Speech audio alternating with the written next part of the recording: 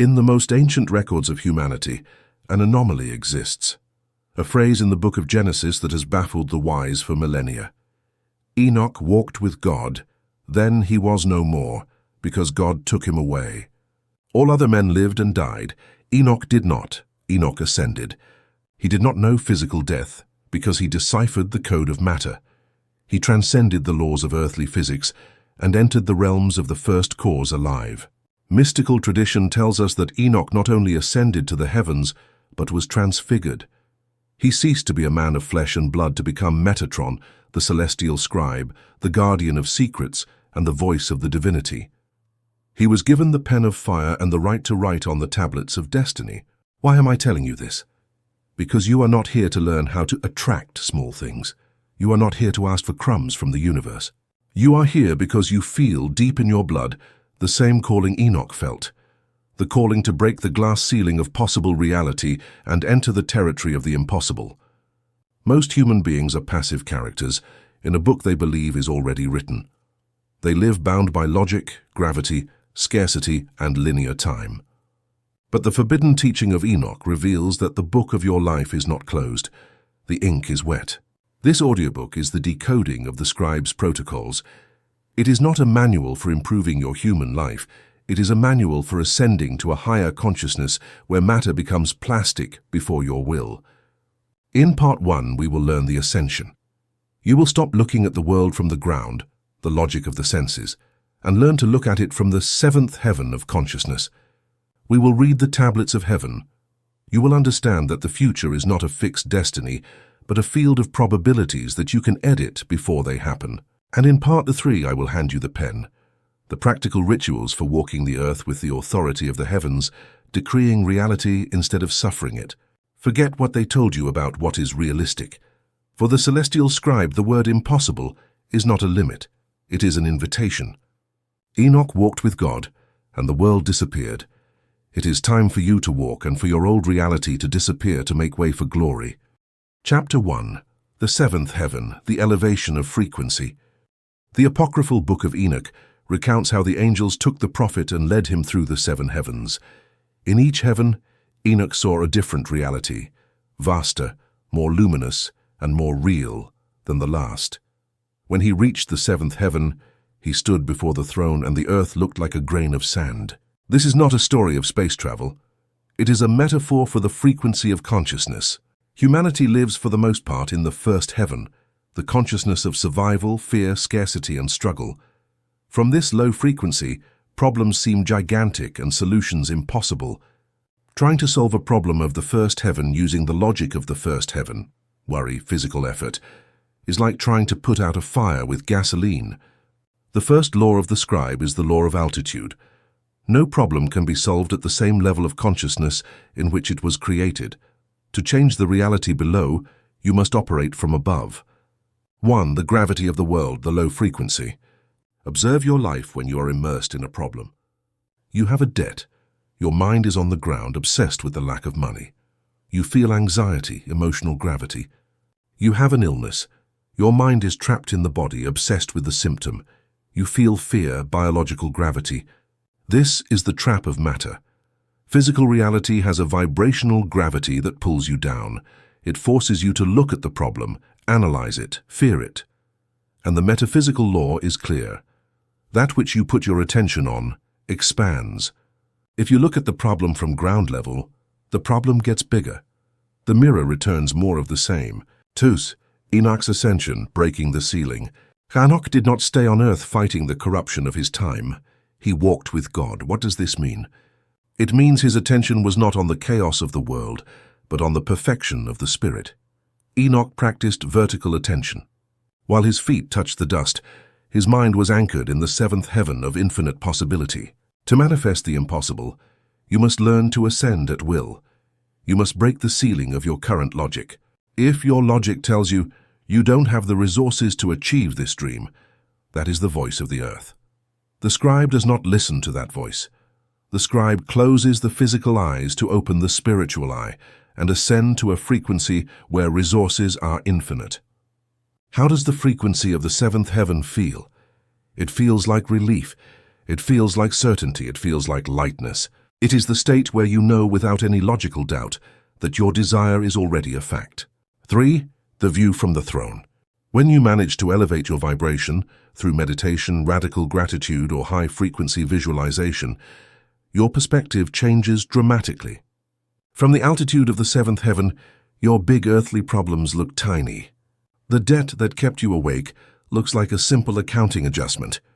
The illness looks like a passing shadow before the light of eternal health. This eagle's perspective is essential. Only when the problem ceases to intimidate you do you reclaim power over it. As long as the problem frightens you, it is your God. When you look at it from above and smile, you are its God. And only from that position of sovereign authority can you give the command for the problem to dissolve.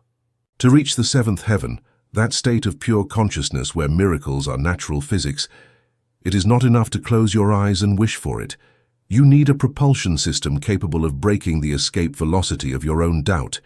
You need a protocol of spiritual engineering. Enoch did not imagine he was ascending. He executed a technology of consciousness. I now hand you the Celestial Ladder Protocol. This is the step-by-step method to separate the subtle from the dense and elevate your point of entanglement from the earthly victim to the divine legislator. Phase 1. Depressurization, releasing the earthly ballast. No ship can ascend if it is overloaded. Before going up, you must release the dead weight. The dead weight is not your external problems. It is your sensory identity. You are too much you right now. You are too much John who has debts, or Mary who is sick. As long as you identify with your human avatar and its history, gravity will keep you on the ground. The ritual of stripping. Sit in a chair with a straight back. The spine is the antenna. Or lie down in corpse posture. Close your eyes. The first act of ascension is the veto of sight. By closing your eyes, you declare that the visible world has ceased to be your authority. Now initiate the breath of Ruach, the breath of life. In the tradition of Enoch, breath is not just oxygen. It is the thread that unites the clay body with the fire spirit. Inhale slowly and deeply through the nose, imagining that you are not breathing air but liquid light. Hold the air. In that pause, feel the light flooding your brain. Exhale through the mouth, slowly and audibly, and with that exhalation, visualize that you are expelling black smoke. Expel the argument you had. Expel the worry about money. Expel the name you use, your profession, your age. With each exhalation, you become lighter.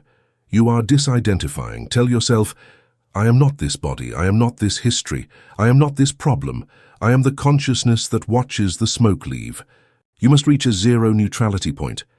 A point where, if someone asked your name, it would take a second to remember it. That momentary forgetting is the signal that the chains of gravity have released. You are ready for takeoff. Phase 2. The ascent through the spheres, the ladder of light. Now that you are light, you begin to ascend. It is not a physical movement, it is a vibrational movement. In the mysticism of Enoch, there is talk of traversing the heavens or spheres. Each heaven is a layer of density you must leave behind. The first heaven, the atmosphere of fear, the lower astral plane. As you begin to elevate your mind, the first thing you will encounter are your own thoughts of anxiety and the collective thoughts of humanity. It is a layer of grey, stormy clouds. This is where most stop. They feel fear, they feel the pressure of I have to do things, and they descend. The scribe breaks through the clouds. Do not analyze them. Do not fight them. Use your imagination to visualize that your body of light shoots upward, piercing through this stormy layer like a rocket.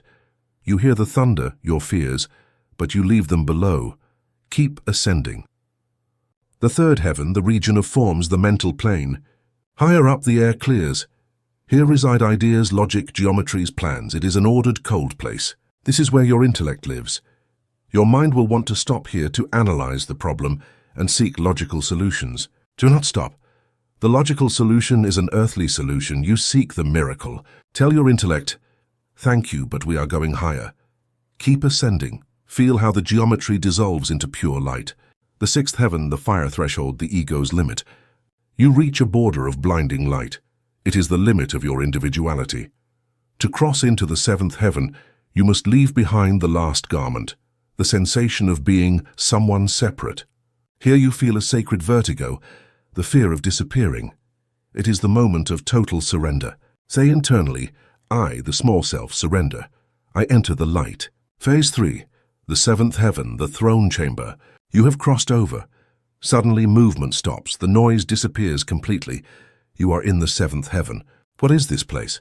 It is not a geographical location. It is the field of the first cause. It is the quantum realm of pure potentiality. In this state, everything is white light, silence, and absolute peace. There is no time, past or future.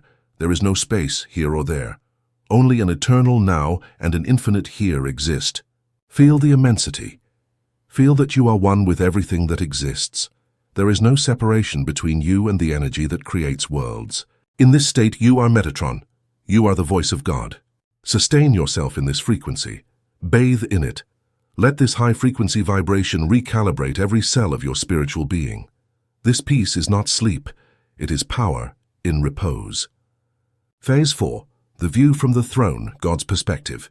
Now from this incalculable altitude, from this state of vibrational omnipotence, do what you came to do. Look down.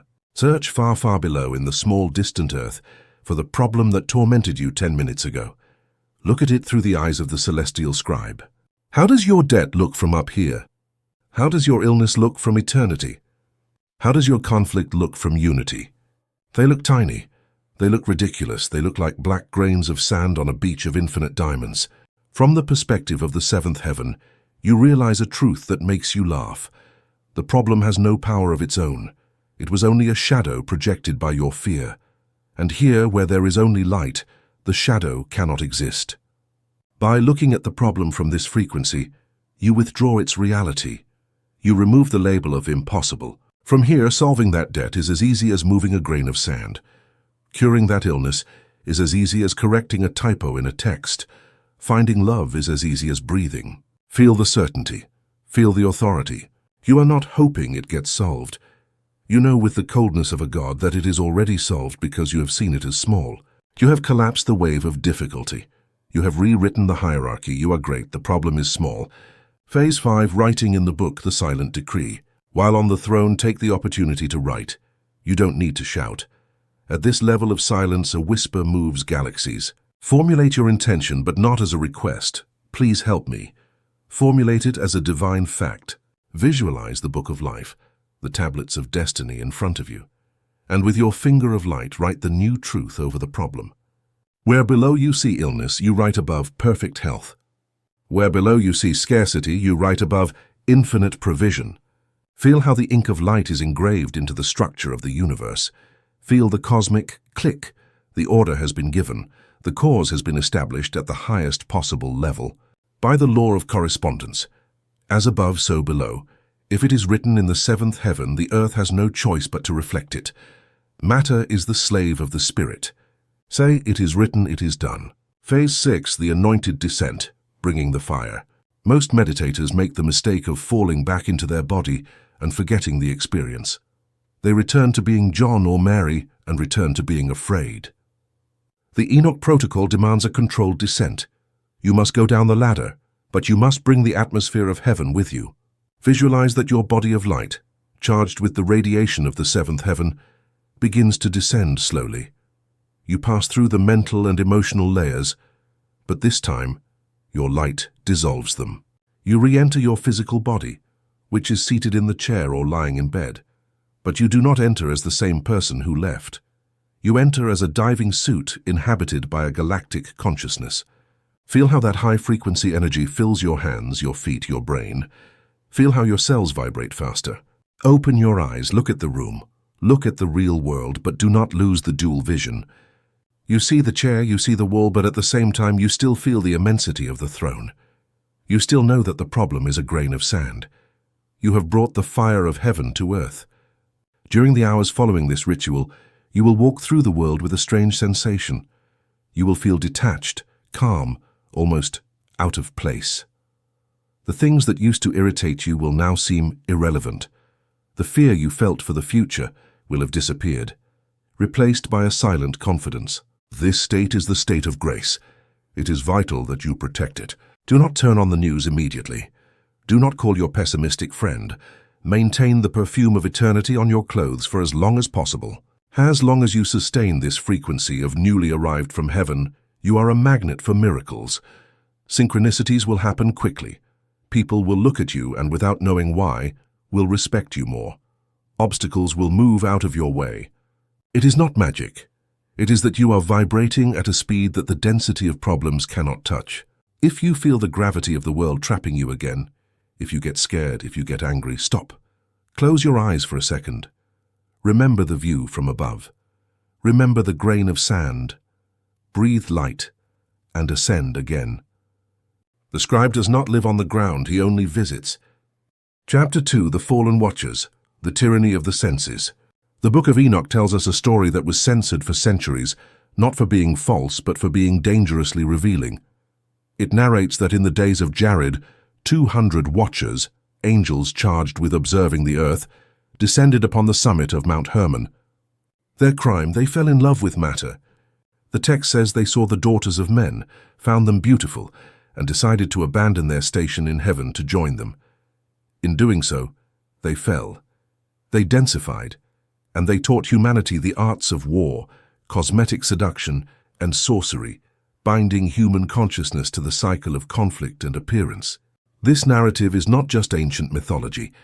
It is a precise description of what happens to you every morning when you wake up. Those fallen watchers are not external demons. They are your own five senses. Your eyes, your ears, your touch. They were designed to be servants to report information to the spirit. But, like the angels on Mount Hermon, your senses fell in love with matter.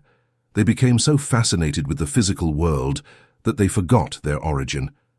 They descended from the heaven of pure consciousness and mingled with the earth. And now, instead of serving you, they govern you. They teach you war, conflict with what you see, and appearance, believing only the surface. To manifest the impossible, you must understand the nature of this internal rebellion. You must understand why your eyes are often the greatest enemies of your faith. 1. The blindness of Gehazi and the vision of Elisha. To understand the difference between living under the tyranny of the watchers, the senses, and living under the vision of the Spirit, let's look at another ancient story, that of the prophet Elisha at the site of Dothan. The king of Syria had surrounded the city with a massive army, chariots, horses, and soldiers, for the sole purpose of capturing Elisha. At dawn, Elisha's servant, Gehazi, went out and saw the horizon filled with steel and enemies. His senses, his watchers, reported the reality: imminent death, no escape, certain defeat. Gehazi ran to the prophet terrified, shouting, "Alas, my master, what shall we do?" Gehazi represents the average human consciousness. He looks at his bank account in the red, he looks at the medical diagnosis, he looks at the political crisis, and his eyes tell him, "You are surrounded. It is the end." He believes that what he sees is the only truth. But Elisha went out. He looked at the same horizon. He saw the same Syrian chariots. His physical eyes registered the same light as Gehazi's. But Elisha was not governed by the fallen watchers. He saw from another dimension. Elisha responded calmly, "Do not fear, for those who are with us are more than those who are with them." And then he did something extraordinary. He did not ask for the enemy army to disappear. He prayed for his servant, "Please, Lord, open his eyes that he may see." And the story says that the servant's eyes were opened, not his physical eyes, which were already open, but his inner vision. And he saw that the mountain was full of horses and chariots of fire all around Elisha. This is the key. The physical reality, the enemy army, was real to the senses, but the spiritual reality, the chariots of fire, was more real and had authority over the physical. Elisha did not deny the problem. He simply saw the superior solution that was invisible to the limited senses. 2. The false report of matter. Your senses, like the watchers, are liars by omission. They tell you the truth about the surface, but they lie to you about the depth. Your eyes see the scarcity on your table and tell you, there is nothing. They hide the infinite resources that are one phone call or one idea away. Your body feels the pain and tells you, this is permanent. It hides the frantic activity of millions of cells regenerating at that very instant. The error of humanity is to grant God authority to the senses. We say seeing is believing. Enoch, Elisha, and all the great masters operate under the opposite law. Believing is seeing. When you rely exclusively on what your senses report, you are trapped in the past. The light that reaches your eyes takes time to travel. Sound takes time. Matter is slow. What you see today is the result of your thoughts from yesterday. Your current reality is a dead star, an event that already happened on the causal plane, but which you are just now perceiving on the physical plane. If you react to what you see, you are reacting to a phantom. You are perpetuating the ancient story. 3. Peter's rebellion in the waters. Let's remember another character who tried to defy the Watchers, the Apostle Peter. In the middle of the storm, he saw his master walking on the water. In that moment of connection, Peter rose above logic. His faith allowed him to do the impossible. He stepped on the water and did not sink. He walked on liquid matter. But what happened next? The text says, "But when he saw the strong wind, he was afraid, and beginning to sink, he cried out." Analyze this. Why did he sink? It wasn't because he lost the ability. It was because he saw the wind. He allowed his watchers, his senses, to steal his attention. His eyes told him, "There are giant waves." His skin told him, "The wind is violent." His ear told him, "The storm is raging." And his internal logic concluded, "It is physically impossible to walk here." The moment he trusted his senses again, the law of gravity, the law of matter, regained its dominance over him, and he sank. You are Peter. You start a new project, a new health regimen, a new relationship with faith. You walk on water for a few days. But then you see the wind. You see an unpaid bill. You feel a symptom. You hear a critique. Your fallen watchers shout at you, "Look at reality. This is dangerous," and you sink. You sink not because the miracle was impossible, but because you withdrew your gaze from the vision, the cause, and put it on the storm, the effect.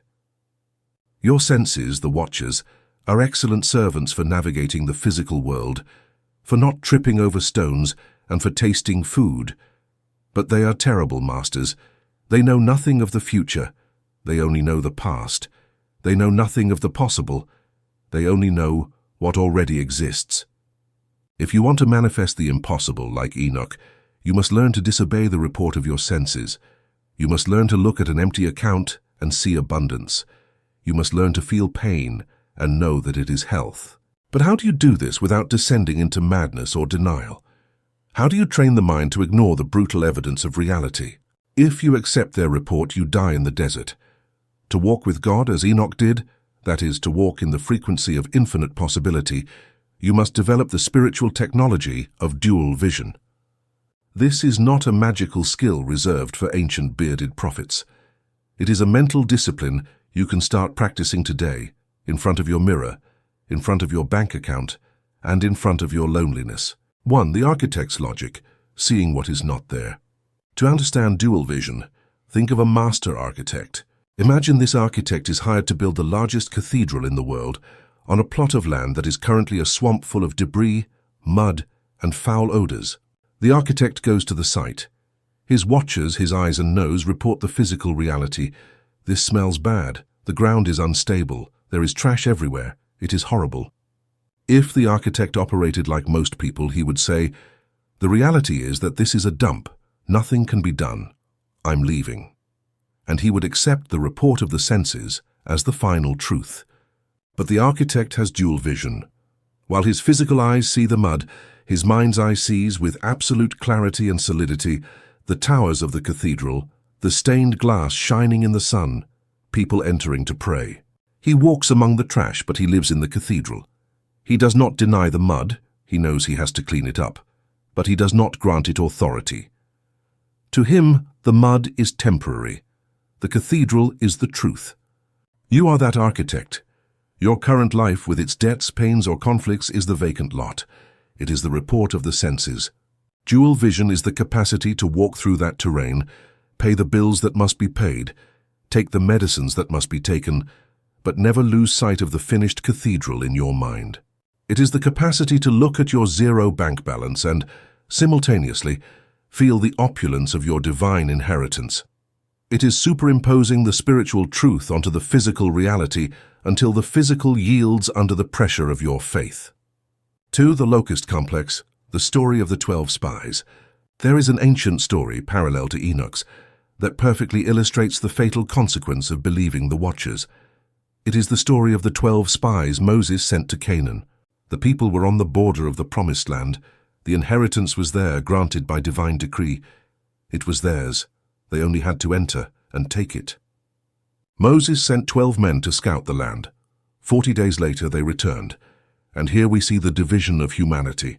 10 of the spies were realists. They were slaves to their senses. Their report was, "The land is good, yes, but the people who inhabit it are strong. There are giants there. The cities are walled and very large. We cannot go up against them because they are stronger than we are." And then they said the phrase that sealed their fate. "We were in our own sight as grasshoppers, and so we were in their sight." Analyze this. Their eyes saw giants, big problems, and their inner mind immediately shrank. They defined themselves as insects, as locusts, based on what they saw outside. The fallen watchers dictated their identity. The problem is big, therefore you are small. But there were 2 other spies, Joshua and Caleb. They saw the same giants, they saw the same walls. Their retinas captured the same photons, but they had dual vision. Caleb quieted the people and said, "Let us go up at once and possess it, for we are well able to overcome it." Caleb did not ignore the giants. He simply knew that his alliance with the divine, the invisible law, was a much heavier factor in the equation.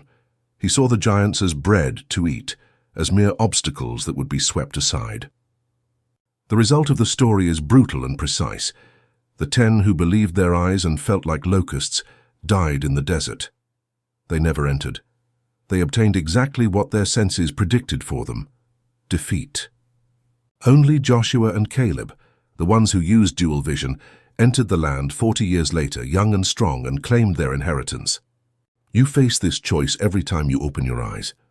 When you see the unpaid bill, the giant, do you feel like a locust? Do you say, "It's too much for me"? If you do, you will die in the desert of scarcity. Or do you act like Caleb and say, "It is big, yes, but my law is greater. My provision is infinite. This is easy pickings"? The locust complex is the disease of believing that matter is more powerful than consciousness. The cure is to remember that the giants only have the power that you give them with your fear. 3. The sensory veto technique. How is this applied on a Tuesday morning when everything goes wrong? You must learn to exercise your right to veto. In politics, a president can veto a law even if it has been approved by Congress. You are the president of your universe. Your senses are the Congress that sends you laws of limitation. When your eyes show you a disaster, say internally, "I veto this report." It doesn't mean covering your eyes and crossing the street without looking.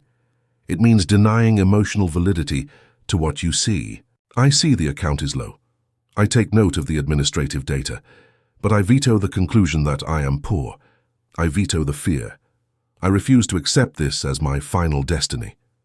And then, immediately, you superimpose the correct vision. Although my eyes see scarcity, my spirit knows that provision is on the way. I walk by faith, not by sight. This veto breaks the feedback loop. Normally you see something bad. You feel fear. You manifest more bad things. With the veto, you see something bad. You veto the reaction. You feel certainty. You manifest the solution. You cut the wire that connects the eye to the stomach. 4. The sensory fast, the decompression chamber. We live in an age of sensory overload. The fallen watchers bombard us 24 hours a day with screens, news, noise, and notifications. It is almost impossible to maintain dual vision if you are connected to the matrix of fear all day. To develop Enoch's vision, you need to practice the sensory fast. You don't need to go to a cave in the Himalayas. You only need to close your bedroom door. Reserve 20 minutes a day to enter what Jesus called your closet. Turn off the phone, close the curtains. If possible, use earplugs or white noise. The goal is to deprive your watchers of stimuli, make them blind and deaf for a while. When you cut off the data input from the outside world, the brain changes frequency. It stops processing threats and starts looking inward. In that dark silence, that is where the spiritual vision ignites. It is in that sensory void where you can write your new script without reality contradicting you. There in the darkness you are rich, you are healthy, you are free. And if you manage to feel that reality in the darkness with enough intensity, when you open the door and go out into the world, you will carry that vibration with you. You will have brought a piece of heaven to earth. 5. The tyranny of the how, the blind man's question. The final trick of the senses is the tyranny of the how. Your logic, based on what it sees, tells you, I don't see any way for you to get that money by Friday. There is no visible path. And you surrender. But Enoch, in walking with God, understood that the how is not man's business. The how belongs to the higher dimensions. Your senses can only see the paths that already exist. They cannot see the paths that are being built. If you are in a labyrinth and only see walls, your eyes tell you there is no way out. But if you rose up in a helicopter, the seventh heaven, you would see that the exit is 2 turns away. Dual vision implies trusting that there are paths your physical eyes cannot register yet. When you ask yourself, how will it happen? Answer, I don't know and I don't need to know. My eyes are limited, but the law is not. The way will appear when I take the step. This is the audacity of walking on water. Peter did not know the physics of surface tension. He did not know how the water held him up. He only knew it held him up as long as he kept his gaze fixed on the master, the vision. The moment he demanded a logical explanation, it's water, I should sink. Logic prevailed and he sank. 6. The transmutation of the echo. Finally understand this. Your physical reality is an echo. If you shout into a canyon, I am a failure, the echo will take a few seconds to return and say, I am a failure. If at that moment you decide to change and shout, I am a success, the echo of the first shout may still be reaching your ears. You hear failure, the past, while shouting success, the present. Your senses are hearing the old echo. Your reality today is the echo of your vibrations from months or years ago. Do not be discouraged by the echo. Persistence in dual vision means continuing to shout the new truth until the old echo fades and the new echo begins to resonate. The time lag is the test of your faith. If you can maintain the vision of wealth while the echo of poverty still resonates in your bank account, you have won. Reality has to adjust. It is a physical law of waves. The new wave will cancel out the old one. Chapter 3. The Transfiguration into Metatron, the death of the old self. When Enoch, a man of flesh and blood, stood before the throne of fire, the angels trembled and asked, What is a human born of woman doing among us? The smell of the earth is upon him. The vibration of matter could not coexist with the vibration of pure spirit. Enoch was in danger of being disintegrated by the holiness of the place. Then the divinity gave an order. It did not order the light intensity to be lowered to accommodate Enoch. It ordered Enoch to be transformed. The narrative says that his flesh turned into fire, his veins into light, his eyes into torches, and his name ceased to be Enoch to become Metatron, the celestial scribe, the guardian of secrets and the voice of the divinity. The man had to die for the scribe to be born. This is the third law of the scribe, the law of transfiguration. You cannot inhabit a new reality with an old identity. To manifest the impossible, the you that knows limitation must be consumed. 1. The old wineskin and the new wine. Most people fail at manifestation because they try to violate this physical law. They try to take their old self into their new life. You want to be a millionaire, but you continue to think, feel, and react like the you who fears bills. You want a relationship of divine love, but you continue to carry the identity of the victim who was betrayed in the past. You want perfect health, but your internal conversation is still that of a sick person. You are trying to put new wine, the new high-frequency reality, into old wineskins, your old identity structure. As another great master warned, the wineskins will burst and the wine will spill. Your old identity does not have the structural capacity to contain the energy of your desire. If the current you could have what you are asking for, you would already have it. The fact that you do not have it is proof that your current identity is incompatible with that reality. 2. The terror of dissolution. The process of real manifestation is a destructive process. Before building the palace, the shack must be demolished, and the ego loves the shack. The ego prefers known misery to unknown happiness. When you start applying these protocols, when you start to elevate your frequency, you will feel something strange. Fear of losing yourself. You will feel that your old friends no longer resonate with you. You will feel that your old pastimes bore you. You will feel that your personal story, your traumas, your excuses, your poor me narrative is dissolving. And you will panic. Your ego will scream, "We are disappearing, go back to normal." This is the moment of the acid test. If you retreat to feel safe, you revert to flesh and blood and you descend from heaven. If you advance, you enter the fire of transfiguration. You accept that John the Indebted or Mary the Lonely must die so that the new being can breathe. 3. The burning of the biography. To become Metatron, the archetype of your divine self, you must be willing to burn your biography. Your past is not your statue, it is your ashes. People will tell you, "But you have always been like this. You are shy. You are not good at business." They are talking to the corpse of Enoch. You are already turning into fire. Transfiguration requires an act of selective amnesia. You must stop telling your old story. You must stop defining yourself by what happened to you, what you lost, or what you suffered. Every time you repeat your story of pain, you are pulling the old Enoch out of the grave and putting him on like a rotten suit. You have understood that you cannot enter the promised land carrying the luggage of Egypt.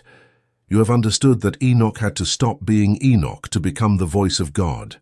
But understanding this intellectually is easy. Executing it is the most terrifying act a human consciousness can face. Because your old self, that identity built on trauma, memories, names, and limitations, has a fierce survival instinct. Your old self does not want to die. It will scream. It will send you panic. It will use your own logic to tell you that you are losing your mind. It will tell you that it is arrogant to believe you can be a god. It will remind you of all your failures to keep you small. To overcome this resistance, you do not need willpower. You need a ritual of identity engineering. You need a systematic process to dismantle the structure of your current personality and assemble a new one, capable of supporting the voltage of the impossible. We enter the Phoenix Protocol. This protocol consists of 4 phases: the identification of the corpse, the funeral pyre, the 0 point, the void, and the garment of light. Phase 1.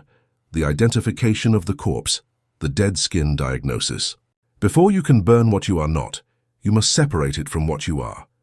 The current problem is that you believe your limitations are your skin. You say, "I am anxious, I am poor, I am sickly."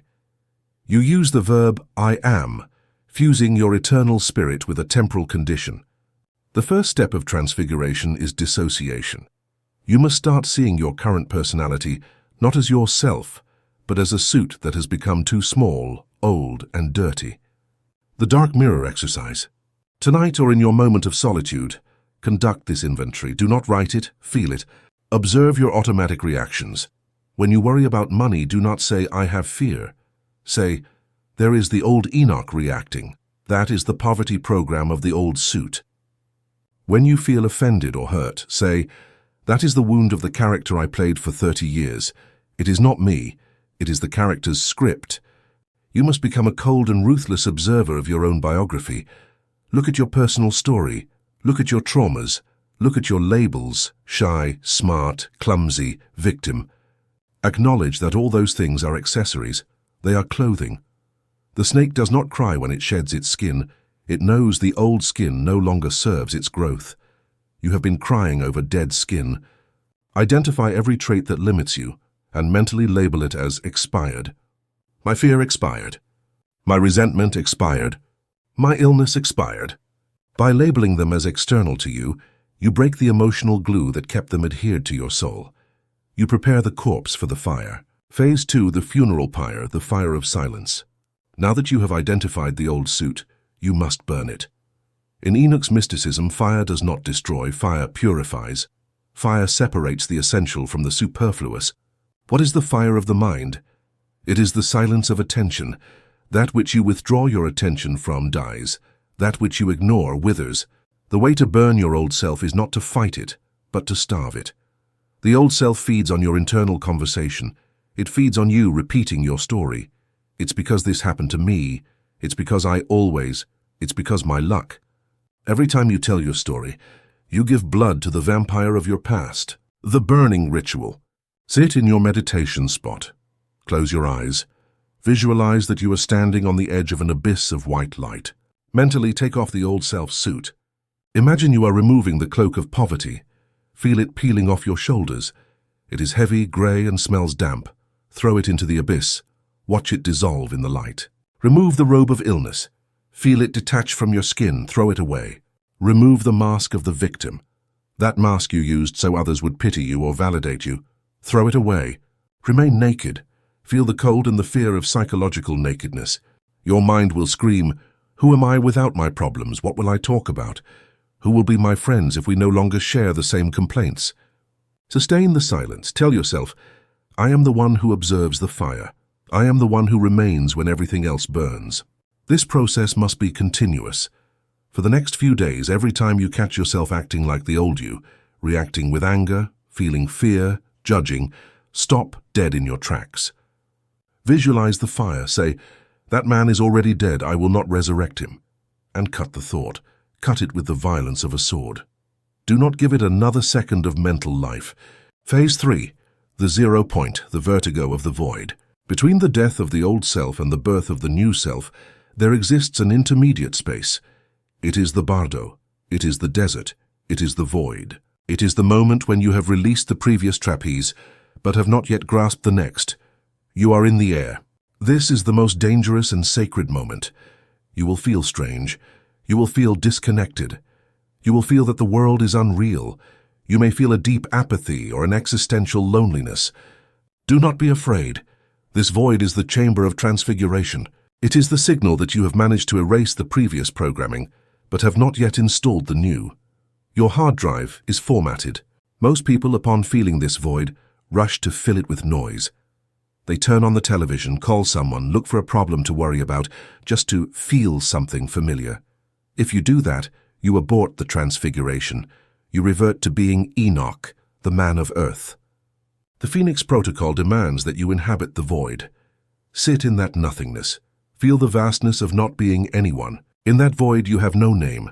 You have no age. You have no bank account. You have no history. You are pure consciousness.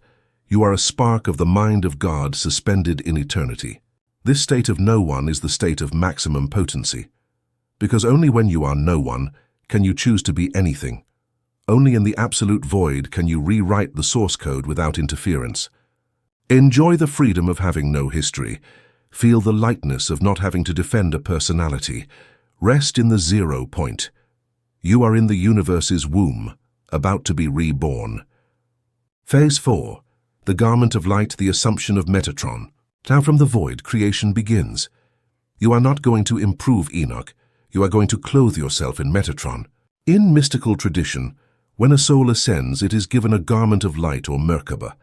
This garment is your new identity. You must design your new character with the precision of a divine screenwriter.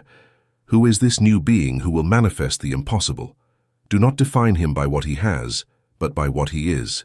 The old self was reactive, fearful, and dependent. The new self, your personal Metatron, is sovereign, magnetic, and cause. The garment ritual. In your meditation, while in the void, visualize robes of light descending upon you. This is not cloth clothing, it is frequency clothing. As you put on this imaginary mantle, feel how your physiology changes. Feel your spine straighten automatically. Feel your breath become deep and rhythmic. Feel your heart expand. Feel a real dignity, a silent authority that floods your veins. Now ask yourself the key question.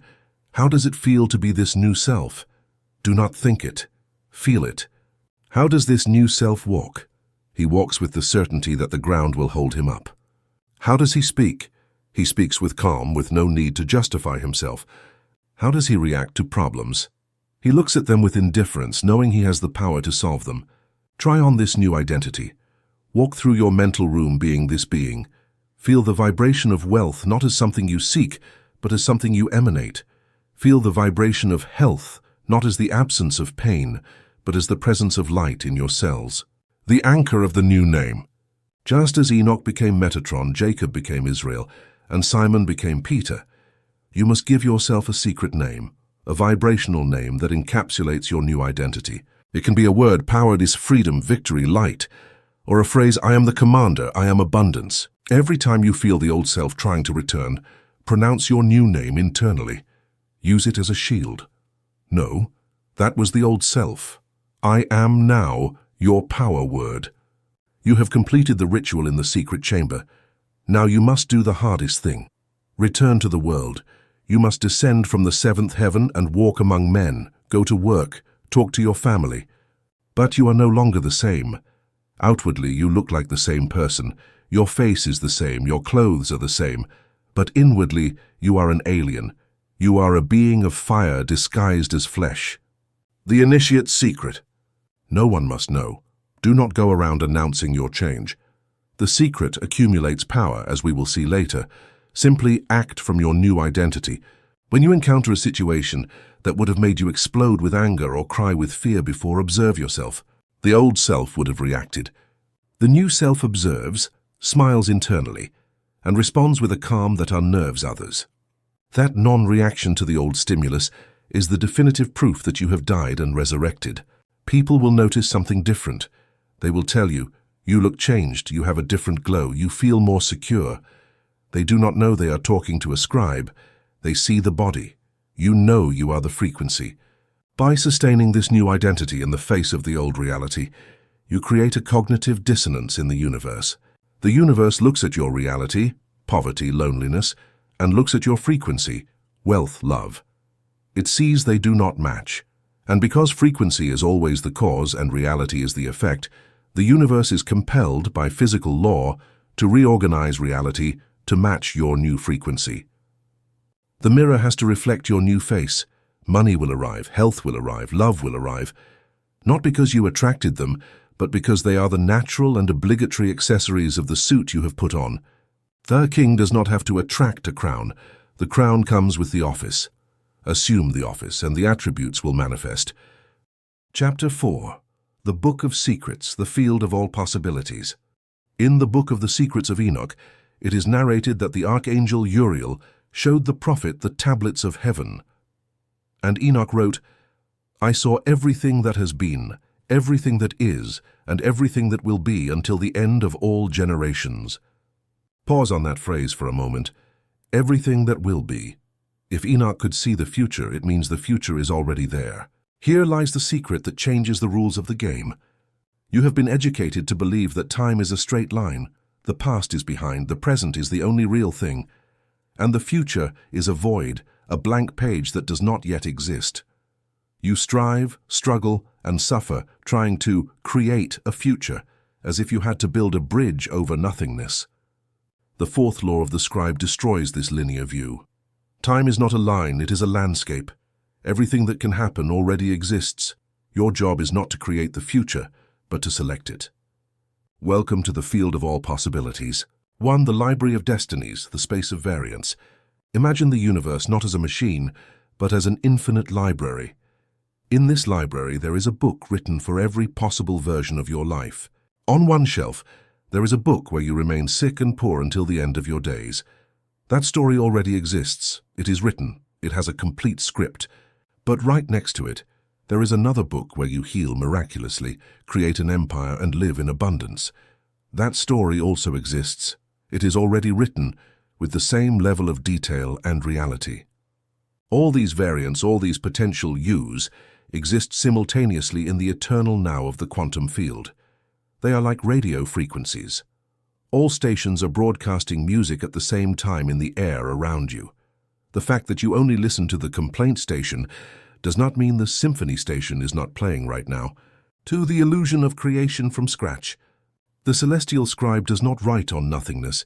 The scribe is, in reality, a reader. When you say, I want to manifest a new car, you are not asking the universe to manufacture a car from molecular nothingness. You are tuning into the timeline where you already have that car. This lifts an immense burden from your shoulders. You don't have to make it happen.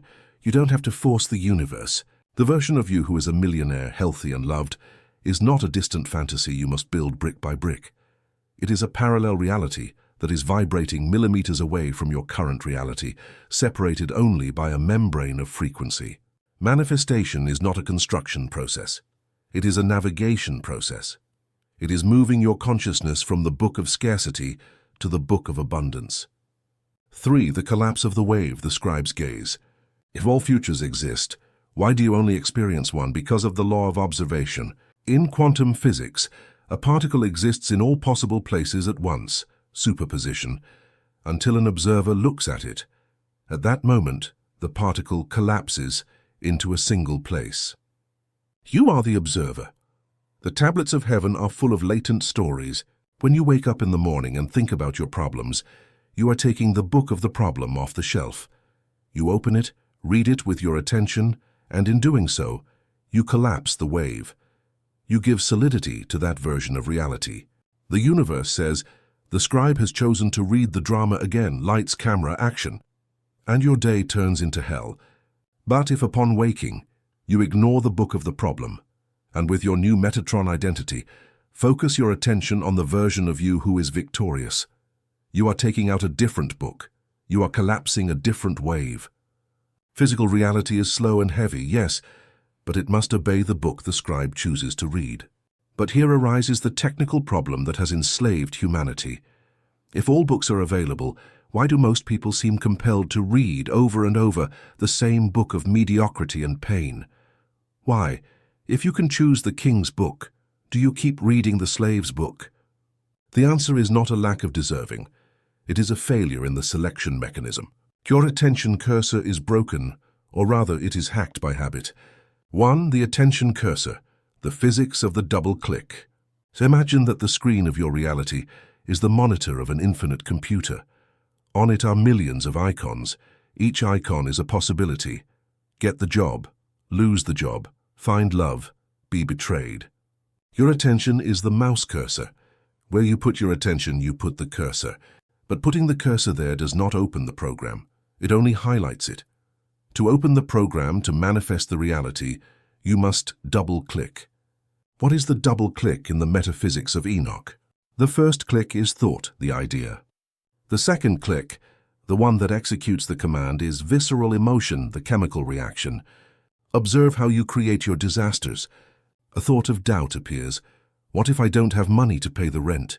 You have placed the cursor over the bankruptcy icon. If it were only a thought, nothing would happen. But you make the mistake, you get involved. You start to feel the knot in your stomach. You start to visualize yourself on the street. You feel the fear. Click, click. You have joined the thought with the emotion. You have executed the program. The universe's operating system says, command received, executing bankruptcy protocol. And it starts moving the pieces so that you lack money. Most people spend their day double-clicking on virus files. They read a terrible news story and feel indignation. Double-click on dangerous world. They remember a past offense and feel resentment. Double-click on betrayal. They look in the mirror, see a wrinkle and feel sadness. Double-click on deterioration. You are navigating the library of destinies like a careless child, pulling out all the dark books and opening them, and then you complain that your room is full of monsters. The celestial scribe must learn the discipline of the immovable cursor. He must learn to hover the cursor over the icons of fear without clicking. He must learn to see the possibility of disaster, acknowledge that it exists in the library, and then, with sovereign coldness, move his attention toward the book of victory. 2. The terror section, the addiction to tragedy. Why is it so difficult to move the cursor? Why, when you try to think positively, does your mind inevitably drag itself toward the catastrophic scenario? Because you have become addicted to the terror section of the library. Let's analyze it biologically. Fear produces adrenaline and cortisol. These are high-energy hormones. They make you feel alive, alert, electric. Peace, abundance, and harmony produce serotonin and oxytocin. They are soft, calm hormones. To a mind addicted to drama, peace feels boring. Your ego, that false self you built to survive, feeds on conflict. If there is no problem to solve, if there is no enemy to fight, the ego feels like it is disappearing. That is why when everything is going well, your mind automatically seeks a problem. This is too good to be true, it says, and it searches the library for the book of the imminent fall and opens it just to feel the rush of anxiety. The scribe must break this addiction. You must understand that worry is a prayer for chaos. Worry is the use of your creative imagination to select the timeline you do not want. It is faith in evil. When you catch yourself ruminating on a problem, stop. Visualize that you are in the library. You have a heavy black book in your hands titled My Failure. You are reading it avidly, feeling every word of pain. In that moment, perform the act of will. Close the book abruptly. Hear the mental sound of the book closing, and say, "This is not my book, this is not my story. I return this volume to the shelf of forgetting." And physically shift your attention. Look at something else, think about something else, force the cursor to move. 3. The art of pre-selection, the life trailer. If the future already exists, how do we know which book to choose? The universe is kind. Before you buy the complete book, before reality manifests physically and is difficult to change, it allows you to see the trailer. The trailer is your micro-emotions and your fantasies. Before you get physically ill, you spend weeks or months feeling microdoses of stress, of heaviness, of "I can't take it anymore." That is the trailer for the movie Illness. You are watching it. If you don't like the trailer, don't watch the movie. Change the channel before the feature film starts. Most people watch the disaster trailer, constant worry, and say, "Oh well, it's normal to worry," and they buy the ticket. The scribe is a ruthless film critic. He watches his moods like a hawk. If he feels a drop in energy, if he feels a pang of hopelessness, he knows he has entered the wrong section of the library. He corrects the course immediately. The track skip technique. Imagine you are listening to a sad song in your mind. Do not try to fix the song. Do not analyze why it is sad. Simply press next. Force your mind to change the subject. Think about something you love. Think about your fulfilled desire. At first, the mind will want to return to the sad song. Inertia. You must be relentless. Next. Next. Next. Until you find a melody, a thought, that makes you feel slightly better. In that moment, you have changed shelves. You have left the terror section and are in the adventure or romance section. Stay there. Read those books. 4. The paradox of time, traveling to the end of the book. Here we come to the most advanced secret of the tablets. In a physical library, you have to read the book page by page to reach the end. In the quantum library, you can cheat. You can read the end first. In fact, you must read the end first. If you want to manifest something, don't start with the how, chapter 1. Start with the what, the epilogue. The scribe does not say, "I want to see how I get the money." The scribe goes directly to the final page of the book, Wealth, where it says, "And he lived in abundance and peace with all his debts paid." He immerses himself in that page. He feels the emotion of that ending. He smells the paper of that ending. And here the magic happens. When you anchor yourself in the end, the universe is forced to rewrite all the preceding chapters so that they inevitably lead to that outcome. This is called inverse engineering of destiny. If you determine the end, the means, the how organize themselves. It is like a labyrinth. If you start from the entrance, you can get lost on 1,000 false paths. But if you start from the exit and trace the line backward, the path is unique and perfect. Your job is to inhabit the exit. How does the ending of your desire feel? Does it feel like euphoria? No. Generally, the end of a great book feels like satisfaction and calm. If you want to heal, don't visualize the healing process. Visualize the normalness of being healthy months later. If you want love, don't visualize the wedding, which is an event. Visualize the quiet, happy, everyday life 5 years later. That feeling of future normalness is the most potent signal you can send to the tablets. It tells the quantum field, "This already happened. This is a historical fact in my timeline." 5. The closure of hells, closing the doors. In the tradition of Enoch, it is said that he locked up the demons in abysmal prisons. Metaphysically, this means you must close the doors to the probabilities you do not accept. You have the divine right to say, "This timeline is closed off to me." There are versions of your future where you fail, where you get sick, where you die alone. Those books exist in the library, but you can put a padlock on them. How is a timeline closed? With radical indifference. Fear feeds the demon. Hate feeds the demon. Struggle feeds the demon. The only thing that kills the demon is invisibility. You must become blind to the possibility of failure, not because you are naive, but because of a strategic decision of attention. When someone talks to you about the economic crisis, do not argue, do not be afraid. Simply withdraw your attention. Look at them as if they were talking about a movie you are not going to watch. Say internally, "That may be his reality, but it is not mine. I am not buying a ticket to that show." By denying your emotional attention to a negative possibility, you kill it in your universe. You decollapse it. You turn it back into a powerless phantom wave. 6. The collapse of current reality. Finally, you must learn to deal with the book you currently have open. You look at your life and see problems. That is the book you are reading. The instinct is to try to erase the letters from the page as you read it. You try to change the current facts by fighting them. That is impossible. The ink is already dry. The present is materialized past. To change the story, you have to have the courage to close the current book mid-sentence. You must dare to say, "This story of pain I am living bores me. I don't like the protagonist, I don't like the plot, I quit." And literally, stop talking about your problems. Stop telling your friends how bad things are. Stop thinking about what you lack. Every time you talk about your problem, you are reading aloud the book you want to destroy. You are re-imprinting the page. The celestial scribe practices silence over evil.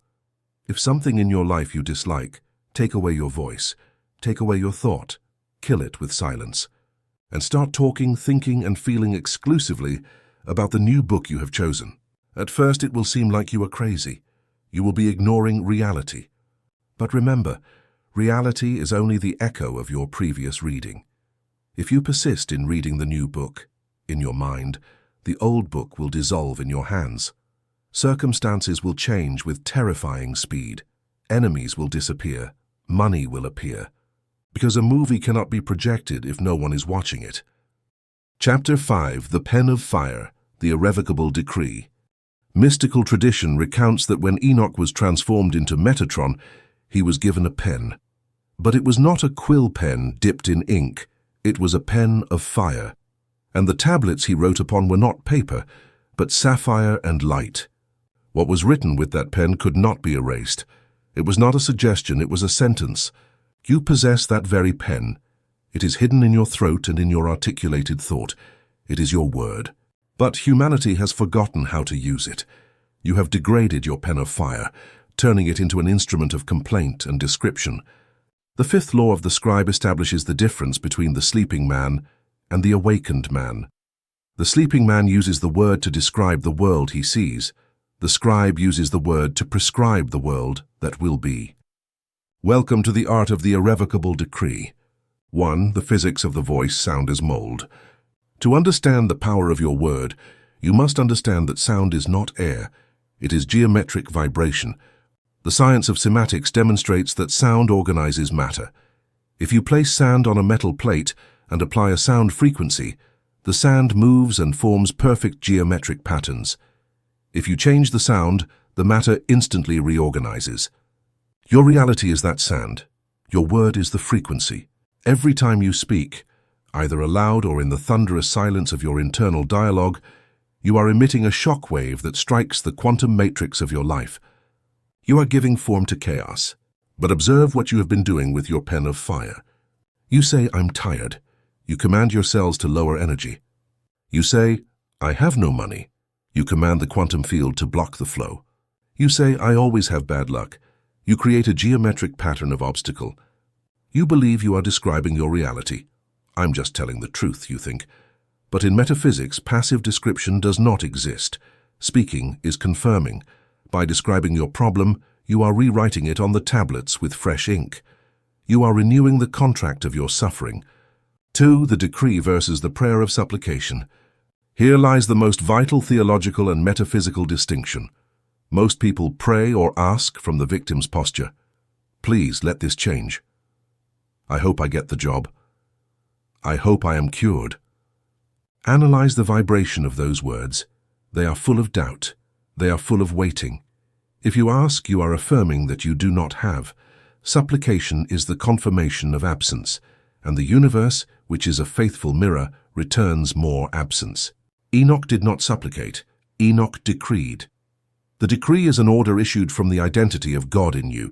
It does not say, "Please." It says, "Let it be done." It does not say, "I want health." It says, "I am health."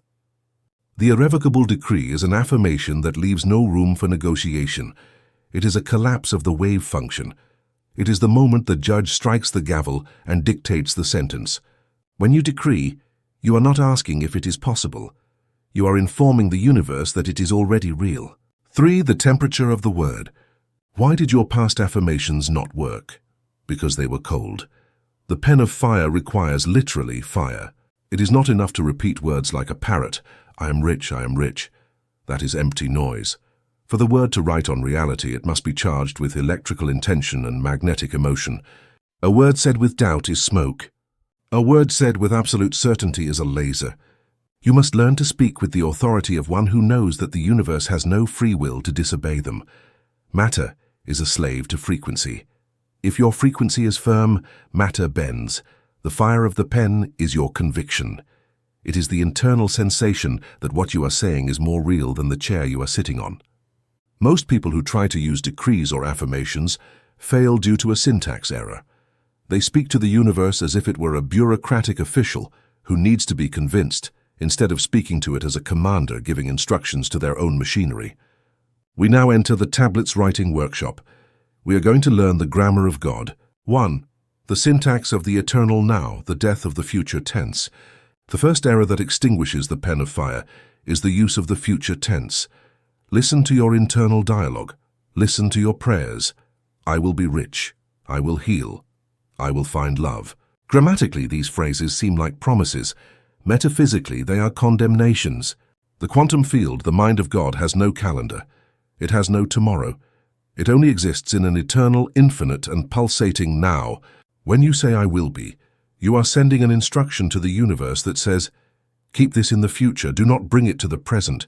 Leave it always one step ahead of me, like the horizon I never reach. The I will is the code of eternal procrastination. To write on the tablets of destiny, you must violate the rules of human logic and adopt the divine logic. You must speak of what does not exist as if it already exists. The decree must be in the present indicative. It is not, I will be free. It is, I am free. It doesn't matter that your chains are still on. Your declaration of I am free is the tool that breaks them. If you wait for the chains to fall to declare it, they will never fall, because the declaration is the cause and the falling is the effect. This is the scribe's courage, daring to say I have when the world sees emptiness. Because by saying I have, you are invoking the law of occupation. You are filling the quantum mold with your certainty, and matter will be compelled to rush in to fill that mold. 2. The name of power, I am. In mystical tradition, we are taught that the name of the divinity is I am. This is not a religious title, it is a scientific formula. I am is the access key to the operating system of reality. It is the definition command. Everything you place after those two words becomes your destiny. Humanity uses this name in vain all the time. I am poor. I am sickly. I am clumsy. You are using the name of God to create demons. You are using the pen of fire to write your own tragedy. The decree protocol demands radical linguistic hygiene. Never, under any circumstance, end a sentence that begins with I am with something you do not want to see materialized in your life. If you feel tired, do not say I am exhausted. Say I am recharging my energy. If you feel sick, do not say I am sick. Say my body is processing health. It seems like wordplay, but it is the difference between signing your death warrant or your certificate of freedom. The construction of the master decree. A master decree must be short, rhythmic, and absolute. It must strike the subconscious mind like a hammer, not like a speech. Incorrect. I would like to have more money so I can pay off my debts and be secure. Too long week, focused on debt. Correct. I am infinite abundance flowing now. Feel the difference. The first is a disguised complaint. The second is an explosion of authority. 3. The volume of intention, the silent thunder. Should decrees be shouted? Here is a paradox. Enoch became Metatron, whose voice is said to be like the thunder of many waters. But the power is not in the decibels, it is in the vibration. You can shout, I am rich, in an empty room, but if inside you feel the trembling of fear, your shout is empty noise. The universe hears your fear, not your voice. On the other hand, you can whisper, or simply think with a white-hot intensity, it is done, and that whisper can tear down walls. The fire of the pen is condensed emotion. Before speaking, you must charge the word. 1. Inhale. Visualize that you are inhaling light and power. 2. Feel. Generate the feeling of the reality you desire. Feel the dignity, the peace, the strength. 3. Decree. Release the word upon that wave of feeling. The word is the bullet. The emotion is the gunpowder. Without gunpowder, the bullet does not travel. 4. The sealed silence protocol, the pressure cooker. Now we arrive at the most important and most violated technical secret of metaphysics: silence. Once you have written on the tablets, once you have made your decree in your secret chamber or in your meditation, you must shut your mouth. There is a law of spiritual thermodynamics. Pressure generates manifestation. Leakage dissipates power. Imagine your intention as steam inside a steam engine. If the steam is kept enclosed at high pressure, it can move a ton-heavy train. If you open the valves and let the steam escape, you only get a cloud of fog and a useless hiss. The train doesn't move.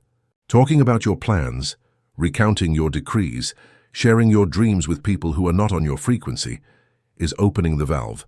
You feel momentary relief when you tell it. The ego inflates. But the internal pressure, the driving force necessary to materialize the miracle, has escaped. The celestial scribe writes and seals. In antiquity, sacred documents were sealed with wax and a ring. Breaking the seal prematurely was treason.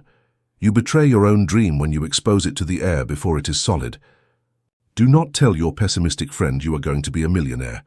Their doubt will act as a cold wind that will extinguish your fire. Do not post your healing process on social media before it is complete. The dispersion of external attention dilutes your focus. The hermetic secret. Keep your desire as a sacred secret between you and the divinity. Let the energy accumulate inside you.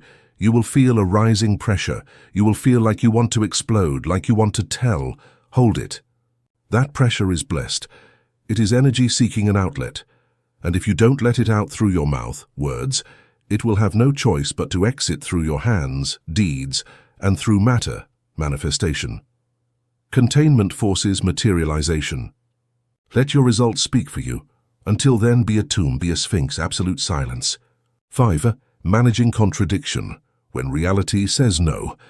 You have decreed, "I am wealth." You have maintained silence. But the next day you receive a foreclosure notice. Physical reality rises like a wall and shouts at you, "Liar, you are not rich. Look at this." This is the moment of the test. Most people, faced with contrary evidence, withdraw their decree. They say, "Well, I tried, but this is reality," and they erase what they wrote in the heaven. The celestial scribe knows that physical reality has inertia. What you see today is the result of your decrees from yesterday. The foreclosure is the echo of your old consciousness. It is old smoke. When reality contradicts you, do not accept its testimony. Use the nevertheless technique. Look at the bill and say, "I see this. I acknowledge it is a temporary physical fact. Nevertheless, my spiritual decree is the higher truth. This is just the debris of the old building falling. My palace is already on its way." Do not fight reality, supersede it. Imagine you are a king who has signed a new law. A peasant comes and tells you, "But yesterday the law was different." You do not argue. You say, "Yesterday was yesterday. The new law is signed. It will be implemented." Maintain your decree in the face of chaos. Hold the musical note. Eventually, matter which is heavy and slow will have no choice but to reorganize itself to match the constant frequency you are emitting. Persistence overcomes resistance. 6. The cosmic amen, the circuit closer. Every decree must have a closing, a signature. In tradition, we use the word amen. In Hebrew, amen shares a root with emunah, faith, and means firm, solid, true. It is not a plea, it is a sealing wax. It means, what I have said is fixed, it cannot be changed, it is as solid as a rock. When you finish your decree session, say amen or it is done or thank you. And then do something crucial. Release it. Do not keep ruminating on the decree all day. Do not keep asking yourself, when will it arrive? If you keep asking, it means you do not trust that the order was received. If you order a pizza, you don't call the pizzeria every 5 minutes to see if they are making it. You trust and you set the table. The closing of the circuit implies confident detachment. You make your decree with fire, seal with silence, say, "It is done," and go live your life knowing that the universe is moving mountains to fulfill your order. That tranquility, that absence of subsequent anxiety, is the proof that your decree was real. 7. Practice the fire writing ritual. To integrate this, I propose a nighttime exercise. Tonight, before sleeping or in your moment of solitude, take a piece of paper. It is best to write it down physically first to crystallize it. Write your decree in the present tense. I am. Read the paper aloud, not for your neighbors to hear, but for your own selves to hear. Use your voice of authority. Close your eyes. Visualize those words not on the paper, but written in letters of fire floating in the black space of your mind. Feel the heat of those letters. Feel the truth of them. Say, it is done. Burn the paper, symbolically or actually if safe. The fire releases the energy to the ether. And then be silent. Do not talk about it with anyone. Let the pressure build the miracle. Chapter 6. The Oath of the Chasms, Sealing the Doors of Fear. The Book of Enoch narrates that the prophet received the command to bind the fallen angels and cast them into the darkness so that they would not destroy the earth. Metaphysically, this is an instruction in psychic engineering. Your demons are not beings with horns. They are autonomous energy complexes. They are old traumas, childhood fears, and terror beliefs that you have repressed for years. They live in the basement of your mind, the chasm. When you start to elevate your frequency and decree light, these complexes awaken. They feel threatened by the new light, and they rise to the surface to sabotage you. The sixth law of the scribe is the law of containment. For the new reality to be sustained, the old reality must be sealed.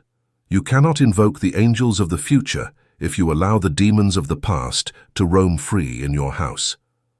Welcome to the Oath of the Chasms. 1. The physics of energetic leakage. Imagine your mind is a pressurized spaceship. You are trying to ascend into orbit, manifesting the impossible. Your decree, Chapter 5, is the engine that generates the thrust. But if you have a crack in the hull, an open door to your subconscious fears, the pressure escapes. No matter how much thrust you generate with your affirmations, if you have a fear leak, the ship does not take off. Or worse, it explodes in mid-air. That leak is what we call auto-sabotage. The auto-sabotage is not an accident. It is the defense mechanism of your abyssal fears. You decree love, but your demon of abandonment rises from the basement and makes you feel irrational jealousy. You decree money, but your demon of unworthiness makes you spend it all or reject an opportunity. The celestial scribe does not ignore the chasm. He does not pretend that everything is positive. The scribe descends to the basement, looks the demons in the face, and puts them in shackles. He sets boundaries. He locks the door. 2. The terror of the threshold. Why do most people fail just before they triumph? Because of the threshold terror. When you are about to manifest a great change, your old belief system enters a death panic. The chasm launches its best attack just before dawn. You will feel more anxious than ever. You will have nightmares. You will feel paralyzing doubts. If you don't know what is happening, you will think, this is a sign that I shouldn't do it.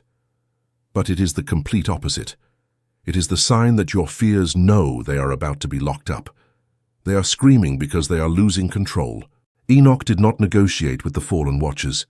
He did not sit down to do therapy with them. He read them the sentence. He told them, you will have no peace nor forgiveness. Translated to your life, you must be ruthless with your doubts. You cannot dialogue with your fear. You cannot reason with your anxiety. You must decree their confinement. Thersum, the concept of the magic circle, the security perimeter. In high magic and sacred architecture, nothing is built without first tracing a perimeter, a circle of protection. What is inside the circle is sacred and ordered. What is outside is chaos. The Oath of the Chasms is the act of tracing that circle around your conscious mind. You must establish a security protocol that says, my attention is sacred ground. Fear may exist out there in the world or down there in my memory, but it does not have permission to enter my command cabin. It does not have permission to touch my vision. As long as these forces have freedom of movement in your mind, your ship will not take off. The pressure needed to manifest the impossible will escape through the cracks of fear. You cannot negotiate with cancer. You cannot reason with infection. You must put them in quarantine. Enoch did not ask the demons for permission to bind them. He descended with the authority of heaven and dictated a sentence. You must do the same. We enter the sealing ritual. This is a high-security protocol to close the back doors of your mind and ensure that your creation remains immaculate. 1. Somatic localization, the chasm radar. The first step to chaining an inner demon is to find where it hides. The logical mind believes fear is in the head. It is wrong. Fear is a biological frequency. It lives in the body. It hides in the tissues, in the fascia, in the organs. The chasm has physical coordinates in your anatomy. The scan. Sit in silence. Bring your great desire, your impossible decree to your mind. Immediately observe what happens in your body. The saboteur will activate. Do you feel a knot in your stomach? The fear of survival. Do you feel tightness in your chest? The fear of rejection or pain. Do you feel tension in your throat? The fear of expressing your power. Do you feel cold in your hands? The leakage of vitality. That physical sensation is the mouth of the chasm. That is where your energy is leaking. That is where the fallen watcher is operating. Do not try to relax that area yet. First, you must identify it with laser precision. Place your physical hand over that spot. Touch the fear. Tell it, I have found you. By locating the sensation and touching it, you bring it out of the darkness of the unconscious and place it under the light of your attention. An enemy discovered is an enemy half defeated. 2. Objectification, naming the beast. In ancient magic, knowing the true name of a spirit gave you power over it. Psychologically, this is objectification. As long as you say, I am afraid, you are fused with the entity. You and the fear are one. To bind it, you must separate from it. You must give it a form external to you. The form ritual. With your hand on the area of tension, close your eyes and ask that sensation. If you had a form, what would it be? Do not think about it. Let an image arise. It might be a black ball of tar. It might be a heavy gray stone. It might be a cloud of red smoke. It might be a small frightened creature. Visualize it clearly. Look at it. Now give it a functional name, not a proper name, but a name that describes its sabotage function. You are the ancestral doubt. You are the fear of scarcity. You are the memory of betrayal. By giving it form and name, you have performed the act of extraction.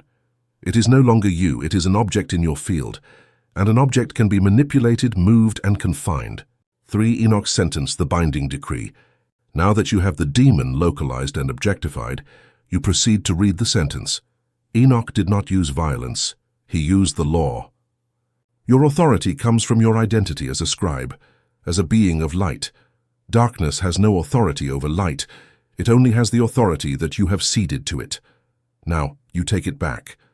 Visualize that you have chains of golden light in your hand, or an impenetrable crystal box, or a sphere of sacred fire. Choose the image of containment that conveys the most power to you. Address the form, the black ball, the stone, and with a firm voice, internal or external, pronounce the sentence of Enoch. I see you. I acknowledge you. I know you were created to protect me in the past, but your guard is over. In the name of my I am, I withdraw your power. I forbid you to touch my mind. I forbid you to touch my vision. I forbid you to drain my energy.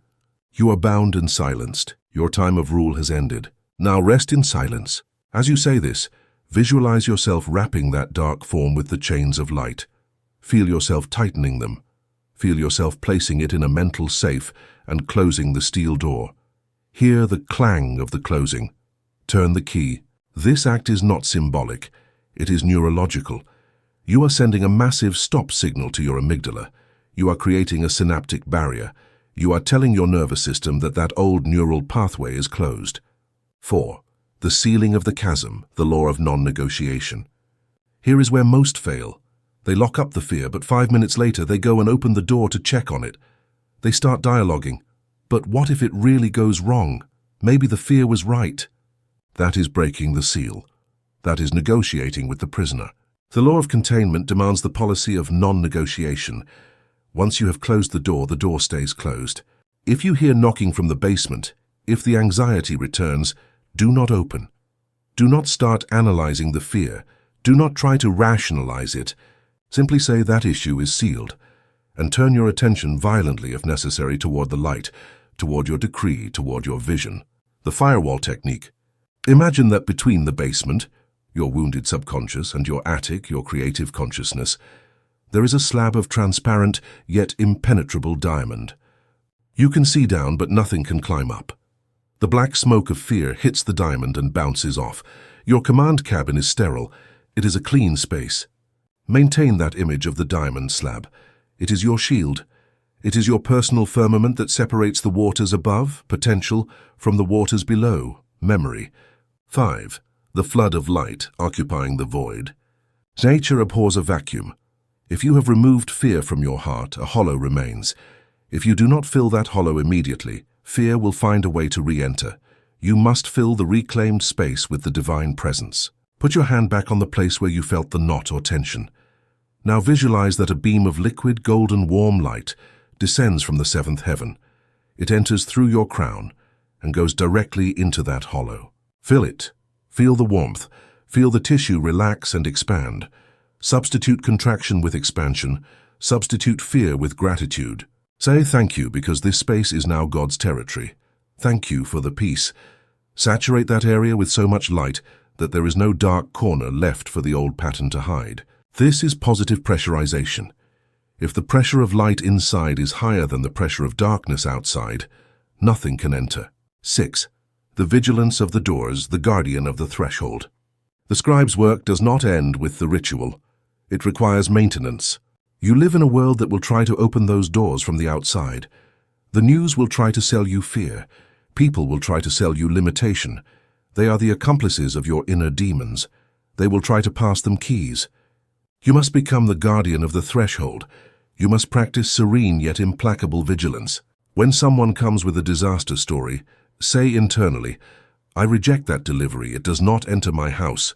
When you see an image of scarcity, say, it is not my reality. Door closed.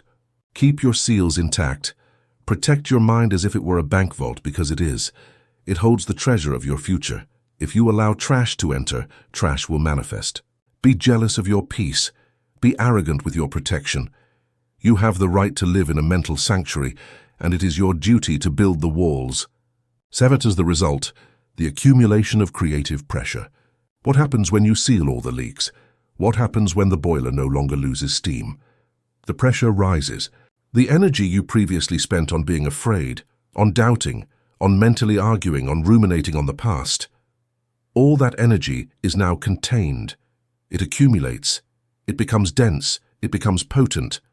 And since energy is not destroyed, that massive pressure has only one way out, upward and outward. It has to manifest. It has to become physical reality. By closing the doors of hell, you force the energy to open the doors of heaven. Manifestation accelerates. What used to take years now happens in months or weeks. The coincidences become explosive. Reality bends under the pressure of your accumulated intention. Chapter 7. The Walker's Ritual, the Daily Alignment. Most people lose their power here. They are weekend mages. They meditate for 20 minutes and are gods, but the other 23 hours and 40 minutes, they are slaves to reaction. If you lose your frequency during the day, you lose your manifestation. The universe does not respond to your 20 minutes of light. It responds to the average of your daily vibration. The 7th law is the law of bilocation. The scribe does not abandon heaven to descend to earth. He brings heaven with him. To manifest the impossible, you must be in 2 places at the same time. Welcome to the Walker's Ritual. 1. The physics of conscious bilocation. Walking with God, as Enoch did, is not a religious metaphor. It is a technical instruction for attention management. It means maintaining a double consciousness. Imagine a deep-sea diver. He walks the dark ocean floor, interacts with fish, moves rocks, but his life depends on one thing, the air tube that connects him to the surface, to the sunlight. If the diver forgets the surface and removes the tube, he dies. He falls asleep in matter. If the diver only thinks about the surface and tries to ascend suddenly, he dies. He disconnects from his mission on earth. Your task is to be that diver. Your feet, your hands, and your mouth are on earth. You work, you eat, you talk. But your higher attention, the air tube, remains connected at all times to the feeling of the decree you made in the morning. This division of attention is the secret. You must learn to give the physical world only 50% of your attention, what is necessary to function, while maintaining the other 50% anchored in the certainty of your fulfilled desire. While you wash the dishes, your hands wash, but your mind is on the throne knowing you are abundant. While you drive, your eyes watch the road, but your heart continues to beat to the rhythm of I am health. 2. The trap of reactivity. The enemy of the walker is reaction. The world is designed to steal 100% of your attention. An alarming news story, a critique from a colleague, a red light. These are hooks. They try to fish you out. They try to make you forget you are a scribe and turn you back into a reactive character in the drama. The moment you react with anger, fear, or impatience, you have cut the air tube. You have fallen completely into matter. You have lost the connection to the cause and become an effect. And when you are an effect, you cannot manifest anything new. You can only repeat the past. The walker's ritual is the practice of moving without sticking. It is walking through fire without smelling of smoke. It is seeing the problem and not giving it permission to alter your heart rate. 3. The reality distortion field. When you manage to walk with this dual consciousness, you begin to generate a phenomenon that observers call charisma or luck, but which is actually a reality distortion field. By maintaining a high frequency, that of the decree, while moving in a low-frequency world, your mere presence begins to alter the environment. People feel calmer around you. Opportunities casually cross your path. Stoplights turn green. Why? Because you are bringing a signal of order, the code of heaven, into a world of chaos, and chaos always organizes itself around a stable, superior frequency. Enoch did not have to fight the world. The world reorganized itself around his steps because he did not belong to the world's frequency. We have established the theory. To manifest the impossible, you cannot disconnect from the source when you open your eyes. You must keep the air tube connected to the surface, the spirit, while walking the ocean floor, matter. But matter is sticky. The world is designed to distract you. Traffic, screens, the demands of other people, everything conspires to cut that tube, to make you forget who you are and turn you into a reactive automaton. The moment you forget your decree and react with stress, you have fallen. You have returned to being human. And humans don't perform miracles, humans survive. To maintain the connection in the midst of chaos, you need a biological anchor. You cannot rely solely on your mind because your mind is volatile. You must use your body. You must convert your physical vehicle into a mobile antenna that radiates the frequency of heaven on earth. We enter the Sacred March Protocol. These are the precise instructions on how to move through the world so that reality moves aside and lets you pass. 1. The physics of the step, from fugitive to sovereign. Observe how humanity walks. Look at them on the street. They walk hurriedly. They walk leaning forward, as if they are falling and their feet have to run to catch up. They walk with their heads down or glued to a screen. Their steps are light, anxious, evasive. It is the walk of the fugitive. They are fleeing the past or running toward the future because they believe the now is not enough. Their body language screams, I have no time. I have no power. I am a victim of haste. The celestial scribe does not hurry. Enoch walked with God. God is not in a hurry because God owns time. If you hurry, you are declaring scarcity of time. The first adjustment to your sacred march is deliberate deceleration. Slow down your pace by 10%. The technique of true weight. When you walk, imagine that your feet do not just touch the ground, but claim it. Feel the gravity. Feel the earth sustaining you. Do not walk on your toes. Walk planting your heel firmly. Every step must be a silent affirmation. I am here. This physical connection with the ground does two things. It discharges the excess static electricity, anxiety from your nervous system. It sends a signal to your reptilian brain that you are the predator, not the prey. The prey runs, the king walks. By walking with weight and calm, you create a field of authority. People unconsciously will move out of your way. Chaos will order itself around you. You are emitting the signal of a greater gravitational mass. 2. The column of light, the vertical antenna. While your feet claim the earth, your head must claim the sky. Most people walk collapsed with slumped shoulders and a closed chest. This is the posture of protection, fear, and don't hurt me. It blocks the flow of energy. The Walker Protocol demands absolute verticality. Visualize that thread of gold connecting you from your crown to the seventh heaven, where you were in Chapter 1. Feel how that thread pulls you upward. Straighten your spine. Lower your shoulders and pull them back. Expose the heart. This is the key. Walking with an exposed heart. It is an act of metaphysical bravery. You tell the universe, I am not afraid. I do not need to protect myself because I am the source. By opening your chest, you allow the energy you generated in your meditation, your decree, to radiate outward. You become a lighthouse. If you walk hunched over, you turn off the light. If you walk open, you project the new reality in front of you. The cloak exercise. As you walk through the office or the street, imagine you are wearing a heavy, majestic cloak over your shoulders, an invisible cloak of light. Feel its weight. Feel the air moving around you. That cloak is your expanded auric field. By imagining it, you force your body to move with the dignity of a monarch. And when you move with dignity, the universe treats you with respect. Be the scribe's gaze, the soft focus. The fallen watchers, your eyes, are accustomed to hunting for threats. They look with anxiety, jumping from one object to another, judging, analyzing. That's ugly. That one looked at me wrong. That's dirty. That hard gaze collapses reality into its densest form. It confirms the problem. The scribe practices the soft gaze or diffuse focus. When you walk, do not obsessively focus on negative details. Soften your eyes. Look at the world as if you were watching a movie or a lucid dream. Do not look at things, look through them.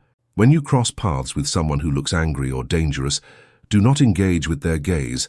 That is accepting their invitation to conflict. Look at them with a soft focus, acknowledging their presence, but without buying their drama. Tell yourself, I see the appearance, but I know the truth. Behind that mask is light. This gaze deactivates conflict. It is the gaze of one who knows something that others ignore. It is Enoch's gaze. For the tube breath, heaven's fuel. The most important anchor is your breath. Unconscious people breathe shallowly and chaotically. When they stress, they stop breathing. Cutting the breath is cutting the connection to heaven. It is telling your body, emergency, we only exist in matter. The walker maintains the sacred rhythm.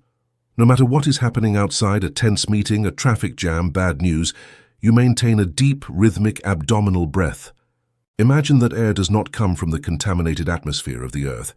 Imagine it comes directly from that invisible tube connected to the seventh heaven. You are breathing manna.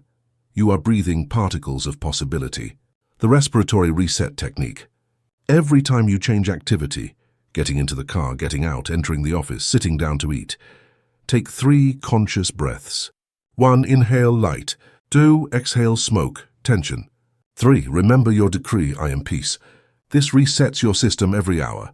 It prevents vibrational dirt from accumulating.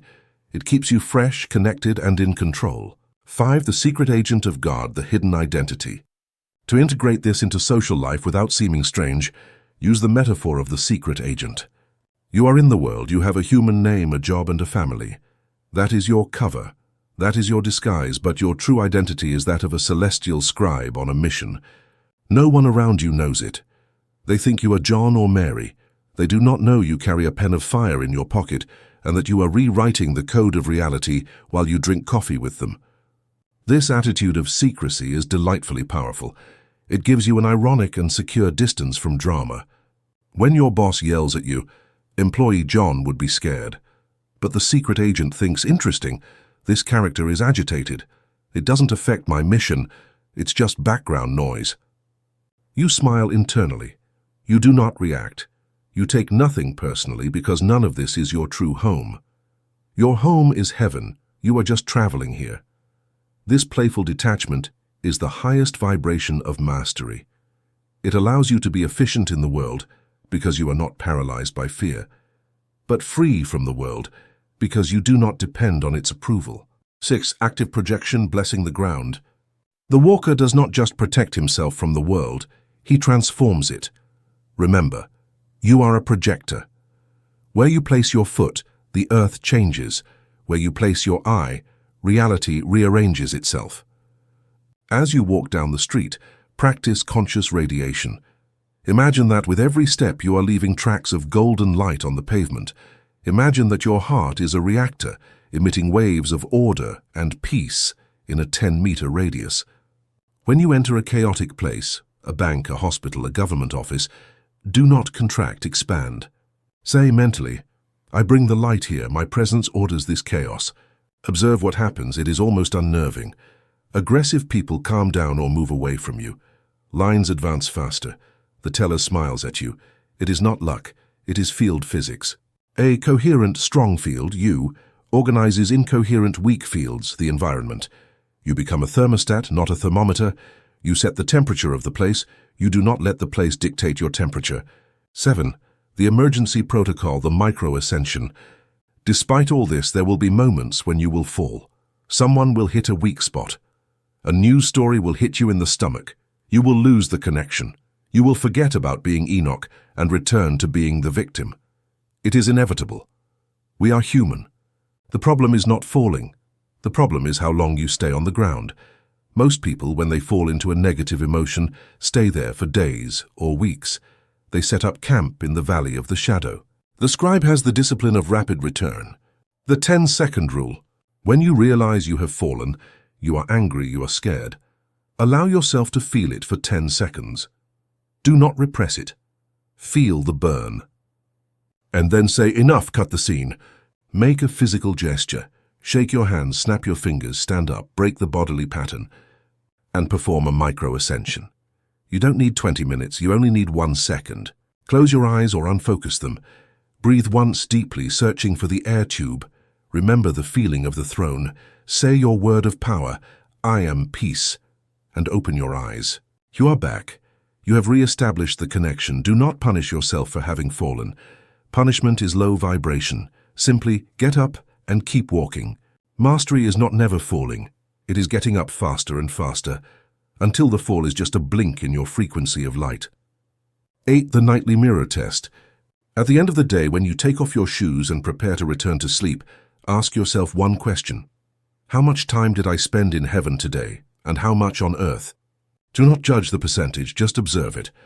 Today I was 40% scribe and 60% victim. Good. Tomorrow we will aim for 41%.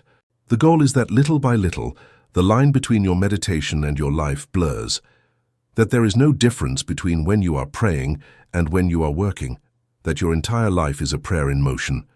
That you walk the earth with the absolute certainty that the ground you tread is sacred earth because you are upon it. Chapter 8. Writing on the ether, high-frequency visualization. When the sun sets and the noise of the earth subsides, the door to the true office of creation opens. Most of humanity goes to bed to disconnect. They surrender to unconsciousness, letting the remnants of the day, their worries, their news, their pains, filter into their sleep like poison in a well. They waste the most sacred moment of the 24-hour cycle. You will not do that. You know that the night is the canvas. The 8th law of the scribe states, the ether is the soft wax of the universe. What you engrave on it during the threshold of sleep will harden into stone in the light of day. Welcome to the art of writing on the ether. We are not going to talk about daydreaming. That is fantasy. We are going to talk about holographic engineering. We are going to talk about how to imprint an image with such density and frequency that the universe has no choice but to materialize it. One, the substance of the ether, the cosmic parchment. You must understand where you are writing. The space around you and the space within your mind is not empty. It is filled with ether, or what modern science calls the quantum field or the divine matrix. This substance is infinitely sensitive. It is like a virgin photographic plate that reacts to light, but it does not react to physical light. It reacts to the light of intention. During the day, the light of your problems and the material world is so strong that it fogs the plate. It is difficult to engrave something new when your senses are shouting the old reality at you. But at night in the stillness, the plate is clean. The ether is quiet. Any image you sustain in that silence, any feeling you emit, creates an expansive wave that travels to the confines of the cosmos. Writing on the ether is the act of informing matter how it must behave tomorrow. 2. Visualization versus controlled hallucination. This is where many get confused. They believe that visualizing is simply seeing things in the mind, like watching a movie. That is passive. That is being a spectator. If you see yourself on a mental screen achieving success, you are telling the ether, that is him far away, it is not me. You are creating separation. High frequency requires that you stop watching the movie and step into it. You must shift from visualization to controlled hallucination. You don't see a new car. Your hands feel the steering wheel in your mind.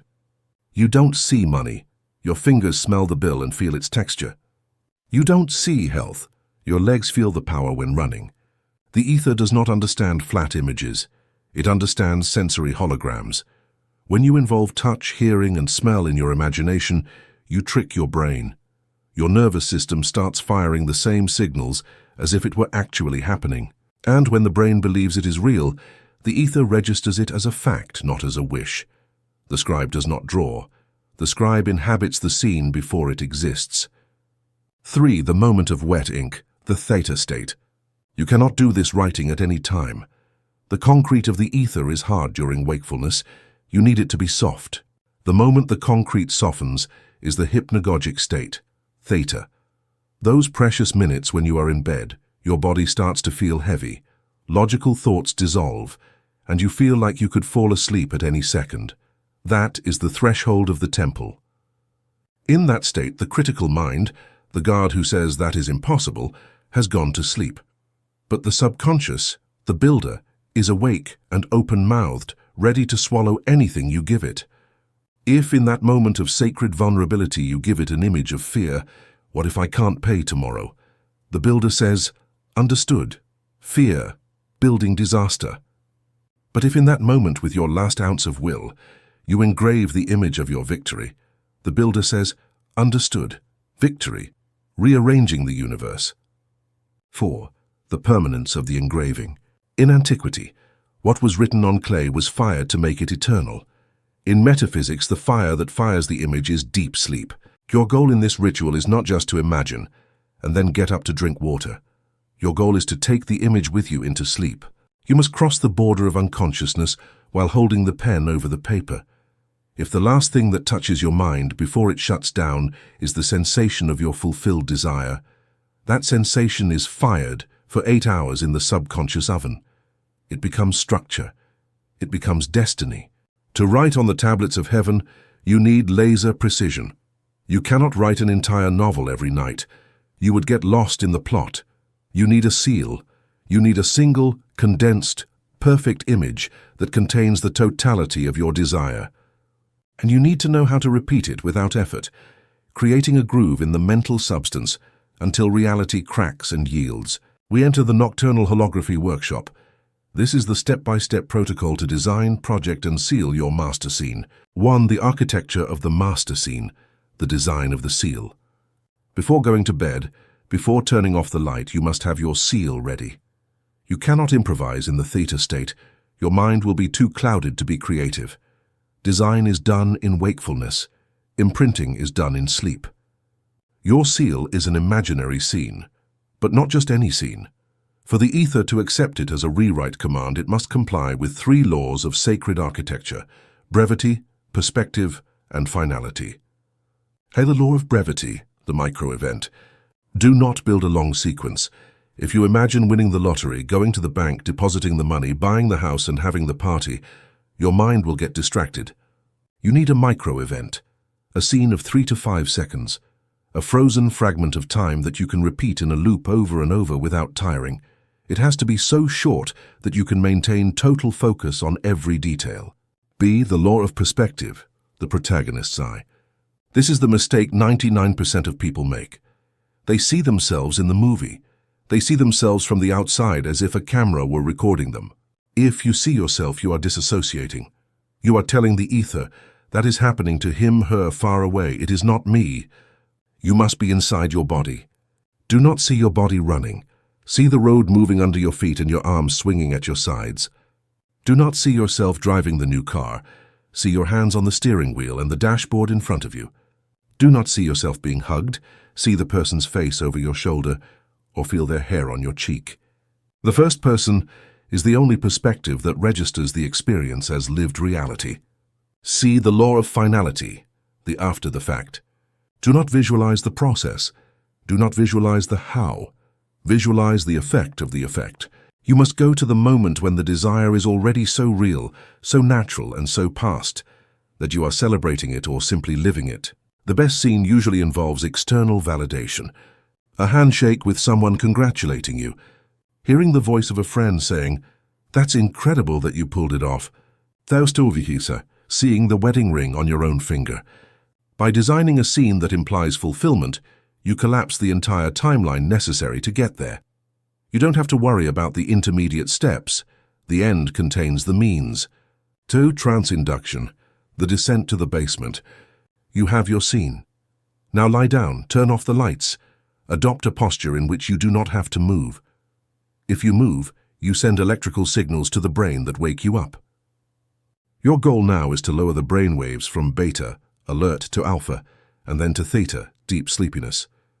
This is the state Enoch called the silence of the flesh. Do not force silence. Simply withdraw your attention from the external world. Feel your body become heavy. Imagine you are a lead statue sinking into a mattress of clouds. Wait, be patient. A point will come, perhaps in 5 or 10 minutes, where you will feel a change. Your thoughts will become fragmented. Perhaps you will see colors or abstract shapes. You will feel that you could move if you wanted to, but you don't feel like it. You are at the threshold. The wax of the ether is liquid. It is time to write. 3. The holographic loop, the engraving technique.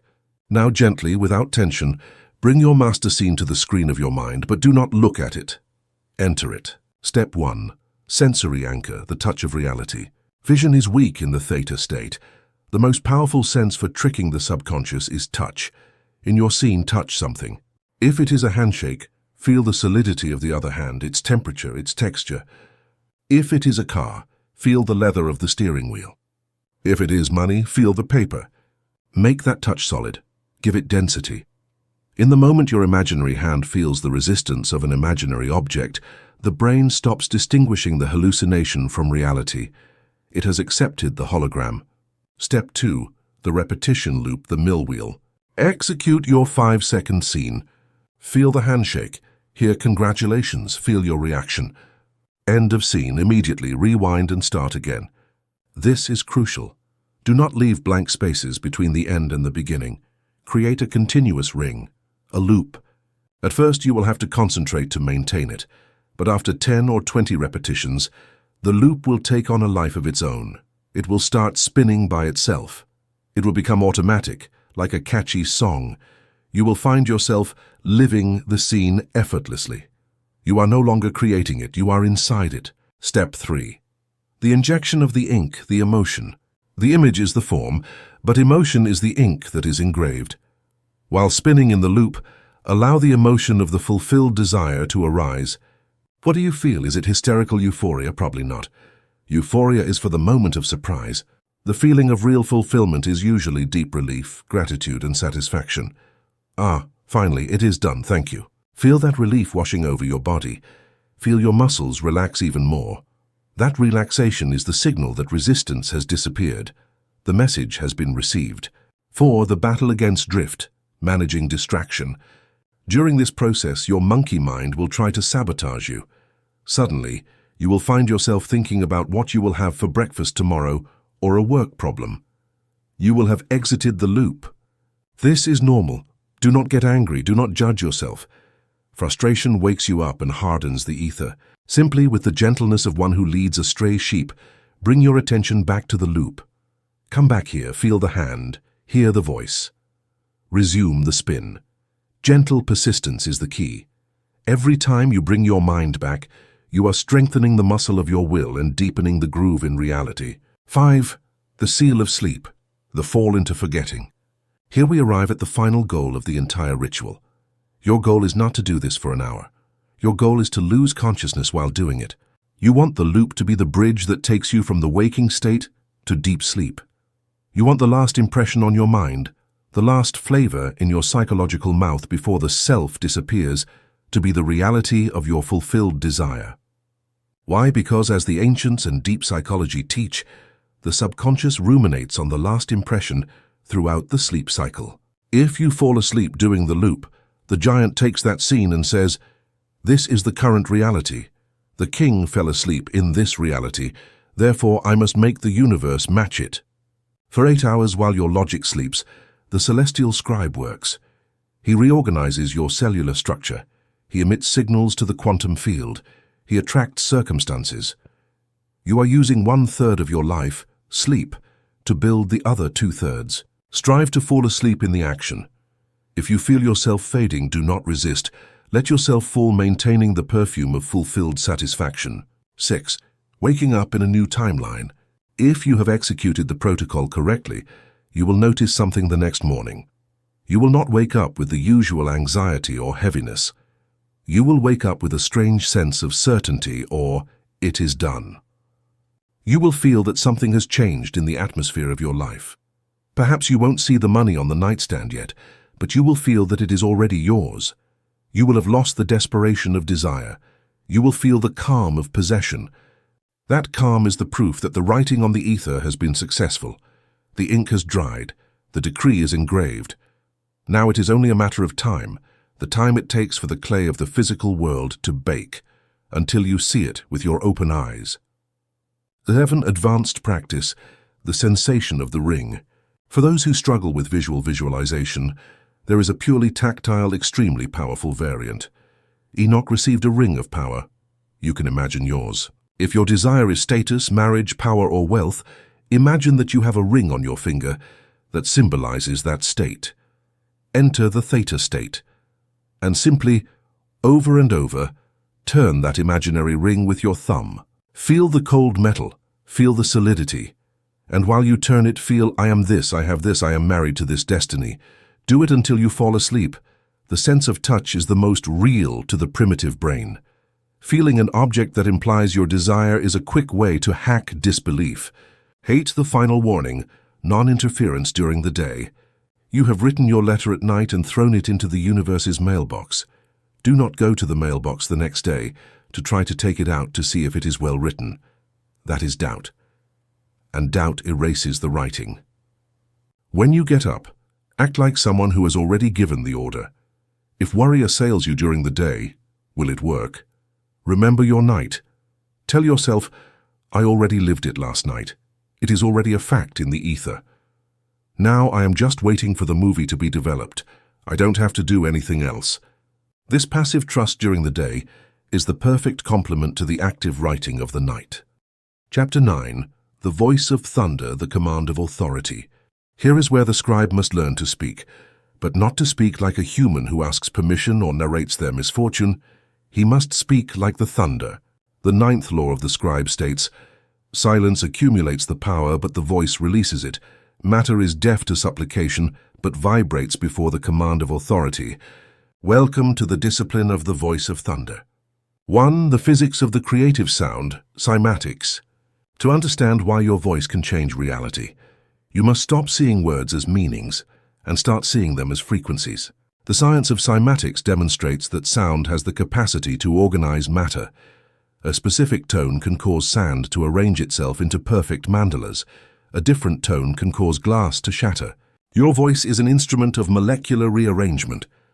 When you speak, either aloud or in the thunderous silence of your internal dialogue, you are emitting a shockwave that strikes the quantum matrix of your life. You are giving form to chaos. But observe what most people do with their pen of fire. They emit white noise. They speak with doubt. They speak with fear. Their voice trembles, rises in pitch at the end of sentences, seeking approval, or is weak. This acoustic signal tells matter and people, I have no authority, you can ignore me. And reality ignores you. Money does not come. Health does not respond. People walk all over you.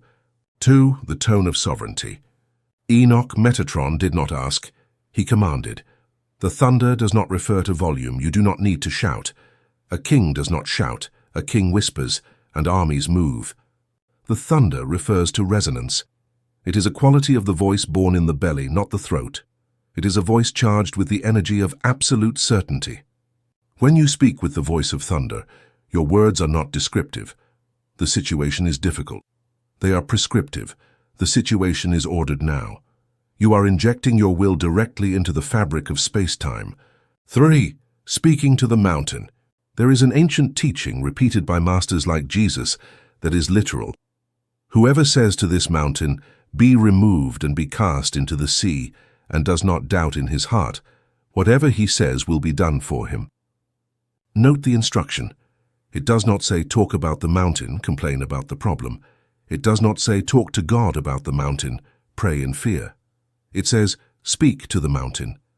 The celestial scribe speaks directly to matter. He speaks to his bank account. He speaks to his sick cell. He speaks to the obstacle.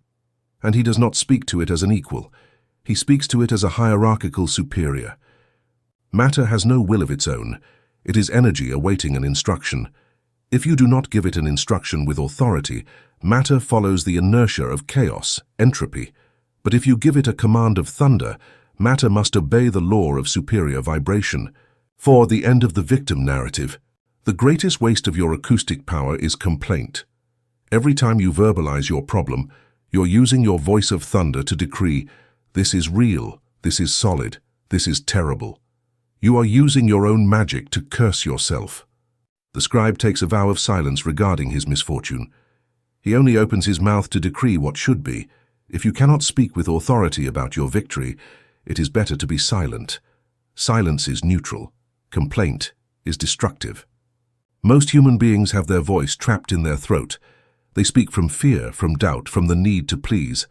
Their voice is thin, high-pitched, hesitant. It is white noise. The universe hears that noise and ignores it because it lacks gravitational mass. To command reality, you must lower your voice from the throat to the belly. You must stop speaking from your anxious personality and start speaking from your center of power. We enter the acoustics workshop. Here you will learn to calibrate your instrument, formulate the syntax of power, and emit the decree of intervention that stops chaos and restores divine order. 1. The tuning of the instrument, the register of authority. Before pronouncing the word, you must prepare the body. The voice of thunder is not a matter of volume, it is a matter of resonance. A hysterical shout is volume without resonance. It denotes weakness and fear. A whisper charged with intention from the diaphragm is pure resonance. It denotes danger and power. The biology of fear makes us tense the throat and breathe shallowly, which produces a high-pitched, fast voice. This is the victim frequency. When you speak like this, you are telling your own subconscious and the world, I have no control. I am small. Do not hurt me. The first step to regaining command is physical. Lower the tone. The chest humming exercise. Place a flat hand on your chest right on the sternum. Close your mouth and inhale deeply into your stomach. As you exhale, make an sound, humming, but do not do it in your nose. Direct the vibration toward your hand on your chest. You must physically feel your chest vibrating against your palm. If the vibration is in your throat or nose, it is too high. Lower it. Feel how the sound rumbles in your ribcage. Make it deeper. That physical vibration is the signal that you have activated the vagus nerve and entered the state of parasympathetic dominance. That is the register of your voice of thunder. It is from there that you must give orders to reality. When you speak from the chest and belly, your words come out with weight. They travel slower, they occupy more space. The physical universe respects weight. 2. The syntax of power. Imperative versus conditional. Now that you have the tone, you need the grammar. Human language is full of conditionals and doubts. I wish, if it were possible, I hope I could. These words are deactivation codes. They tell the quantum field, this is just a fantasy, not a real order. Do not spend energy on this. The celestial scribe does not use the conditional. He uses the imperative. The imperative is the verb mood of God in action. Let there be light. He did not say, I would like there to be light. Rise and walk. He did not say, could you try to walk? Be still, be silent. To the storm. Your practice consists of eliminating words of attempt and substituting them with words of fact. When you face a situation of chaos, a debt, an illness, a conflict, do not ask for it to go away. Order it to align. The alignment decree, stand up, use your chest voice and say, to this situation I command divine alignment now. Chaos dissolves, harmony is established, it is done. At first your logical mind will tell you, who do you think you are, the king of the world? You must answer, yes, in my universe I am the supreme authority. Doubt is normal at first. Ignore it. Authority is a muscle. It strengthens by using it. The more you use the imperative, the more your subconscious will believe you are in command. And when your subconscious believes it, reality will reflect it. 3. Speaking to matter, quantum animism. Here we enter strange territory for the rational mind. Enoch knew that everything is alive. Matter is not inert. It is vibrant energy with rudimentary consciousness. Your car has consciousness. Your money has consciousness. Your cells have consciousness.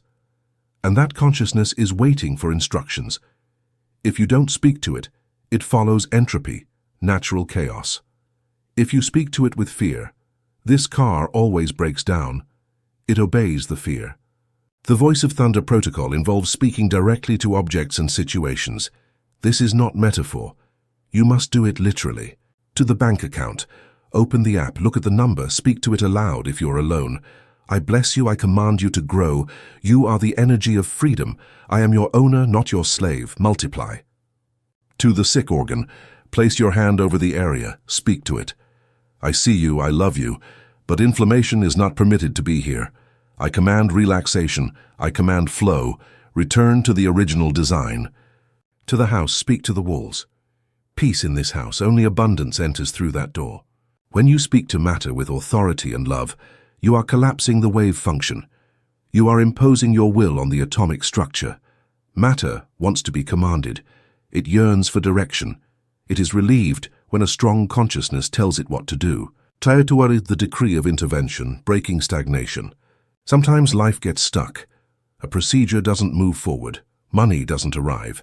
A person doesn't respond. There seems to be an invisible wall. In those moments, the scribe uses the decree of intervention. It is a technique for invoking the law of movement.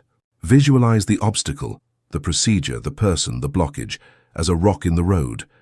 Use your voice of thunder. I invoke the law of movement. Nothing stagnates in my reality.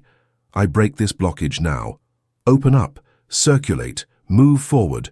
The path is clear. Accompany this with a physical gesture, like a loud clap or hitting the table. The physical sound breaks the pattern of inertia. You are sending a shock wave. You are declaring that stagnation is illegal in your kingdom. You will be surprised how quickly you casually receive the call or email after doing this. It is not coincidence. It is that you have shaken the quantum tree with your voice. 5. The silence of thunder, subsequent containment. Now the most important safety warning. After emitting a command of authority, after using the voice of thunder, you must fall silent. Absolutely. Many make the mistake of making the powerful decree, and 5 minutes later calling a friend to say, "Oh, I'm so worried, this isn't moving, I just made a decree but I don't know if it will work." Catastrophe.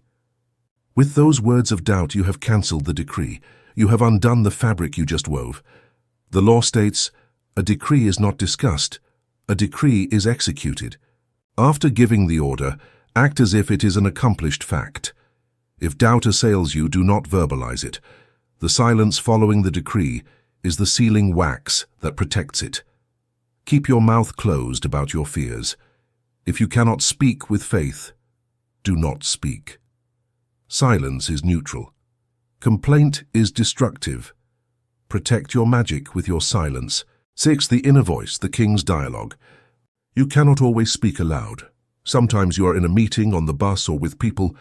The power is not in the vocal cords, it is in the intention. You can use the inner voice of thunder. It is that mental voice you use when you read silently. But instead of using that timid, neurotic little voice that usually narrates your life, "Oh God, what's going to happen?" use the voice of an epic narrator. Imagine your inner voice sounds like that of a god, deep, with echo. When you enter a difficult meeting, shout inside your head, "I am the peace in this place. Everything favors me." Make your inner voice so loud that it drowns out the noise of doubtful thoughts. Saturate your mind with this sound of authority. If your internal dialogue changes its tone from high-pitched victim to deep-toned king, your external reality will change its tone to match it. 7. The lost word mantra. In the Masonic and esoteric tradition, there is talk of the search for the lost word, the word used to create the universe. That word is not a secret sound in Hebrew or Sanskrit. That word is your own certainty. The lost word is any word you pronounce with total absence of doubt. If you can say apple with the absolute certainty that the apple will appear, you have pronounced the word of power. If you can say health and not feel a micron of fear of illness, you have pronounced the word. Your training is to recover that innocence and that strength. Practice with small things. Say, "Today I am going to have a calm day," and say it with such authority that you tolerate no discussion. Say, "I will find parking," and believe it. Little by little, as you see that reality obeys in the small things, you will dare to use the voice for the large things, for healing, for wealth, for freedom. 8. The conscious self-fulfilling prophecy. You have heard of the self-fulfilling prophecy as something negative you fear, and so it happens. The scribe uses this to his advantage. He becomes a prophet of his own life. Start the day by prophesying. Stand in front of the mirror or the window and use your voice of thunder to dictate the day's news before it happens. Today is a day of success. Today, doors open. Today, I receive good news. Today, I am magnetic. Today, I am light. You are writing the headlines of your life's newspaper. You are sending the angels, the energies ahead of you to prepare the way. When you go out into the street after having prophesied your victory, you walk differently. And because you walk differently, the world treats you differently. You have collapsed reality before breakfast. 9. The responsibility of the word. Finally, an ethical and karmic warning. Your voice is now charged. You have awakened the power. You no longer have the luxury of speaking ill of others, cursing, gossiping, or wishing harm. A loaded gun is not used for playing. If you use your voice of thunder to criticize or judge, that destructive energy will be amplified and returned to you multiplied. By your words you will be justified, and by your words you will be condemned. The scribe only uses the pen to write truth, beauty, and good. If you have nothing constructive to decree, return to the sacred silence. Your word is your magic wand. Do not use it to hit your foot. Use it to build bridges. Chapter 10. The Return to Earth, Materialization and the Bridge of Incidents. You have been at the summit. You have seen the world from the throne. You have felt the electricity of infinite possibility. But now you must descend. Many spiritual seekers fall in love with the altitude. They become addicted to meditation, visualization, and the ecstasy of the above. And they despise the below. They despise money, the body, the routine. They believe being spiritual is escaping matter. Enoch teaches us the opposite. The goal is not to escape the earth, it is to impregnate it. The 10th law of the scribe is the law of precipitation. The spirit is not complete until it becomes flesh. The vision is not real until it can be touched. Your mission is to be the lightning rod that anchors the energy of heaven into the ground of history. Welcome to the return to earth. How does an invisible thought turn into a solid object? It's not magic. It's a change of state. It's like water vapor cooling and turning into ice. Your visualizations, chapter 8, and your decrees, chapter 9, have created a dense, charged cloud of probability around you. For that cloud to rain, materialize, it needs a point of condensation. It needs a physical channel. That channel is you in action. The universe usually does not drop gold bars from the ceiling, though it can. The universe prefers to use the natural channels of physics and society. It brings you an idea for a business. It introduces you to a person. It prompts you to go to a place. Materialization is not the appearance of nothingness. It is the reorganization of what exists at a speed and with a synchronicity that defies statistics. Here is where most people lose faith. You have decreed wealth and you expect a check to appear in the mail tomorrow, but instead something strange happens. You get fired from your job, or your car breaks down, or you run into an old friend who tells you about a problem. The logical mind shouts, "It failed. I did it wrong. I went backward." The celestial scribe knows the truth. You are walking across the bridge of incidents. Neville Goddard, the great modern mystic, explained that to take you from where you are, state A, to where you want to be, state B, the universe must build a bridge of events. That bridge often does not look logical. Perhaps you were fired because that job was the stopper preventing you from starting your true millionaire mission. Perhaps the car broke down so you would meet the mechanic, who will be your future partner. Perhaps the friend's problem contains the seed of your great invention. The universe does not walk in a straight line. It walks in lines of least resistance.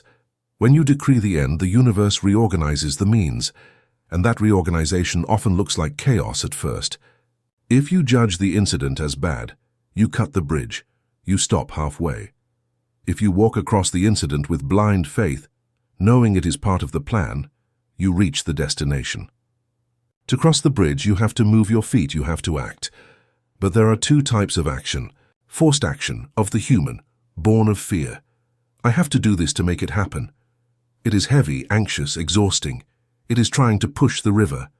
Inspired action, of the scribe, born of flow. I feel the impulse to do this. It is light, exciting, almost automatic. It is letting the river carry you. How do you distinguish one from the other? Inspired action feels like play. It feels like an idea that won't leave you alone, a curiosity, a sudden enthusiasm. When you feel that pull in your gut to call someone, to write something, to go somewhere, obey. That is the voice of Metatron guiding you across the bridge of incidents. Do not analyze it, it doesn't make sense. Do it. Logic is for the earth, intuition is the GPS of heaven. You have sustained the vision when reality shouted at you to stop. And now you are on the threshold. The package has arrived. The healing is here. The money is available. The love is in front of you. And at this precise moment, the most tragic sabotage of all occurs. You freeze, you feel a sudden contraction, you feel guilt. You feel it's too much. You feel you are going to lose it. And unconsciously, you reject the gift. You fight with the perfect partner. You spend the money on an absurd emergency. You relapse into illness. Why? Because your container is too small. You have expanded your mind to ask for an ocean, but your nervous system is still the size of a teacup. If you pour the ocean into the cup breaks. The universe, in its mercy, often withholds the miracle so as not to destroy you with its voltage. To manifest the impossible, you must not only call it, you must be able to sustain it. You must expand your capacity to have. We enter the radical reception protocol. 1. The physics of capacity, the joy thermostat. You must understand that your biological body has a happiness thermostat adjusted to your past. You are accustomed to a certain level of stress, struggle, and dissatisfaction. That is your thermal comfort zone. When a great blessing arrives, massive success, deep love, the joy level rises drastically. Your emotional temperature spikes. And your internal security system, the old watcher, says, "Alert, overheating, this is unknown, danger." For your primitive brain, the unknown is unsafe even if it is wonderful. Too much joy feels the same as too much anxiety. Fast heart, butterflies in the stomach, vertigo. If you don't have the scribe's training, your body will interpret the miracle as a threat. And it will do whatever it takes to cool down the system. It will sabotage success to return you to your habitual level of known, miserable struggle. Your final job is not spiritual, it is biological. You must train your nervous system to tolerate well-being. You must stretch your capacity to feel pleasure, security, and abundance without panicking and without feeling guilt. The chalice expansion exercise. Every day, practice small doses of reception. When someone pays you a compliment, do not deflect it. "Oh, it's nothing." Stop. Look them in the eye, inhale the compliment. Feel it entering your chest and say, "Thank you, I receive it." Feel the discomfort of receiving. Feel the warmth and hold it. Do not return it immediately. Do not justify yourself. Just receive it. You are stretching the muscle of deserving. You are making your chalice larger. 2. The death of guilt, the divine permit. The biggest plug in the reception pipe is existential guilt. Deep down, many believe they do not deserve the impossible. Why me? People are suffering. If I have a lot, I take from others. This is the scarcity lie. The celestial scribe knows the truth of the divine economy. Your abundance takes nothing from anyone. Your abundance shows everyone what is possible. Your poverty does not help the poor. Your illness does not help the sick. Your sadness does not comfort the sad. You must give yourself the radical permit to shine. The decree of innocence. Put your hand on your heart and say, "I am a child of the light. My inheritance is wholeness. I accept good without guilt. I accept the miracle without shame. My prosperity glorifies the source. The more I have, the more I can give. I declare myself innocent and worthy." Feel how the guilt dissolves. Guilt is a wall of lead. When you remove it, the light passes through. 3. The open hand technique, the posture of reception.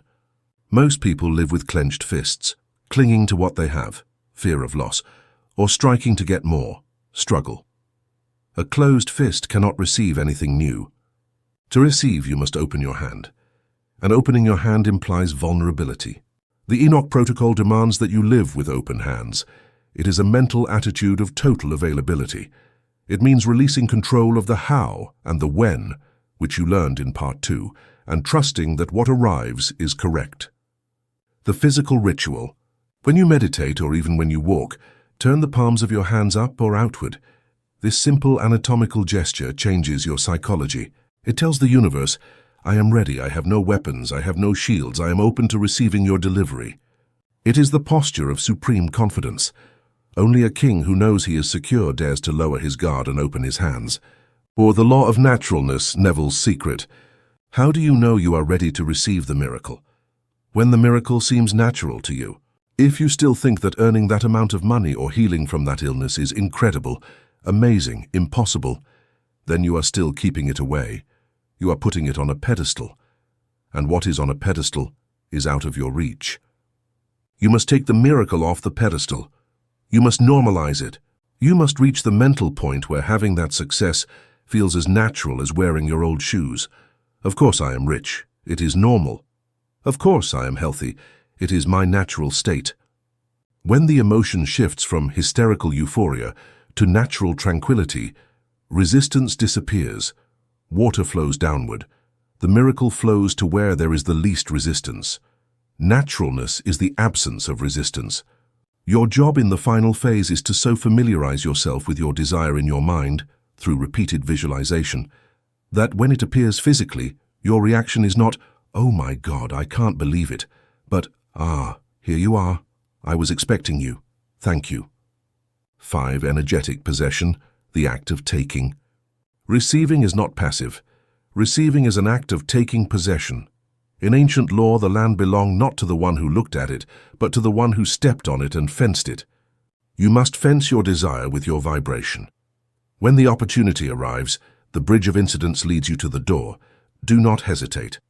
Many scribes, seeing the door open, freeze on the threshold. Are you sure it's for me? What if I can't keep it? That doubt is an insult to the law. When the universe serves the dish, eat. Without apologies, without hesitation. Enter the house. Sign the contract. Kiss the person. Accept the check. Do it with the authority of one claiming a legitimate inheritance, not of one stealing a treasure. Say internally, this is mine, I created it in heaven, and now I claim it on earth. This spiritual ferocity is necessary. You must have the holy hunger to materialize the spirit. 6. The final fusion, the divine human. We have reached the end of the process. You have ascended, you have written, you have descended, you have received. What are you now? You are no longer the frightened human who started the book. You are also not a disembodied angel floating in the ether. You are something new. You are the Son of Man. You are the hybrid. You are the fusion of Enoch, earth, and Metatron, heaven. You have achieved the purpose of human existence, to be the bridge between dimensions. Your body is clay, but your mind is fire. You live in the physical house, but you operate with quantum laws. You pay with coins, but your bank is infinity. This integration is true immortality. It does not mean your body will never die, although you will live better and longer. It means you have transcended the illusion of death. You know you are the consciousness that moves matter, not the matter that generates consciousness. You have stopped being a creature of circumstances to become the creator of circumstances. Your life becomes a conscious work of art. There are no more impossibles. There are only scripts you have not yet written. 7. The last seal, perpetual gratitude. To close the cycle and keep the channel open forever, you must adopt the state of perpetual gratitude. Do not only give thanks for what you received. Give thanks for the capacity to receive. Give thanks for the power of the law. Gratitude is not just the end of the process. It is the beginning of the next. Gratitude is the signal that tells the universe, I liked this. I want more. If you live in gratitude, you keep the door of heaven permanently open. You no longer have to make titanic efforts to climb the ladder every time. You live on the ladder. You live connected. Your breathing becomes a thank you. Your walking becomes a thank you.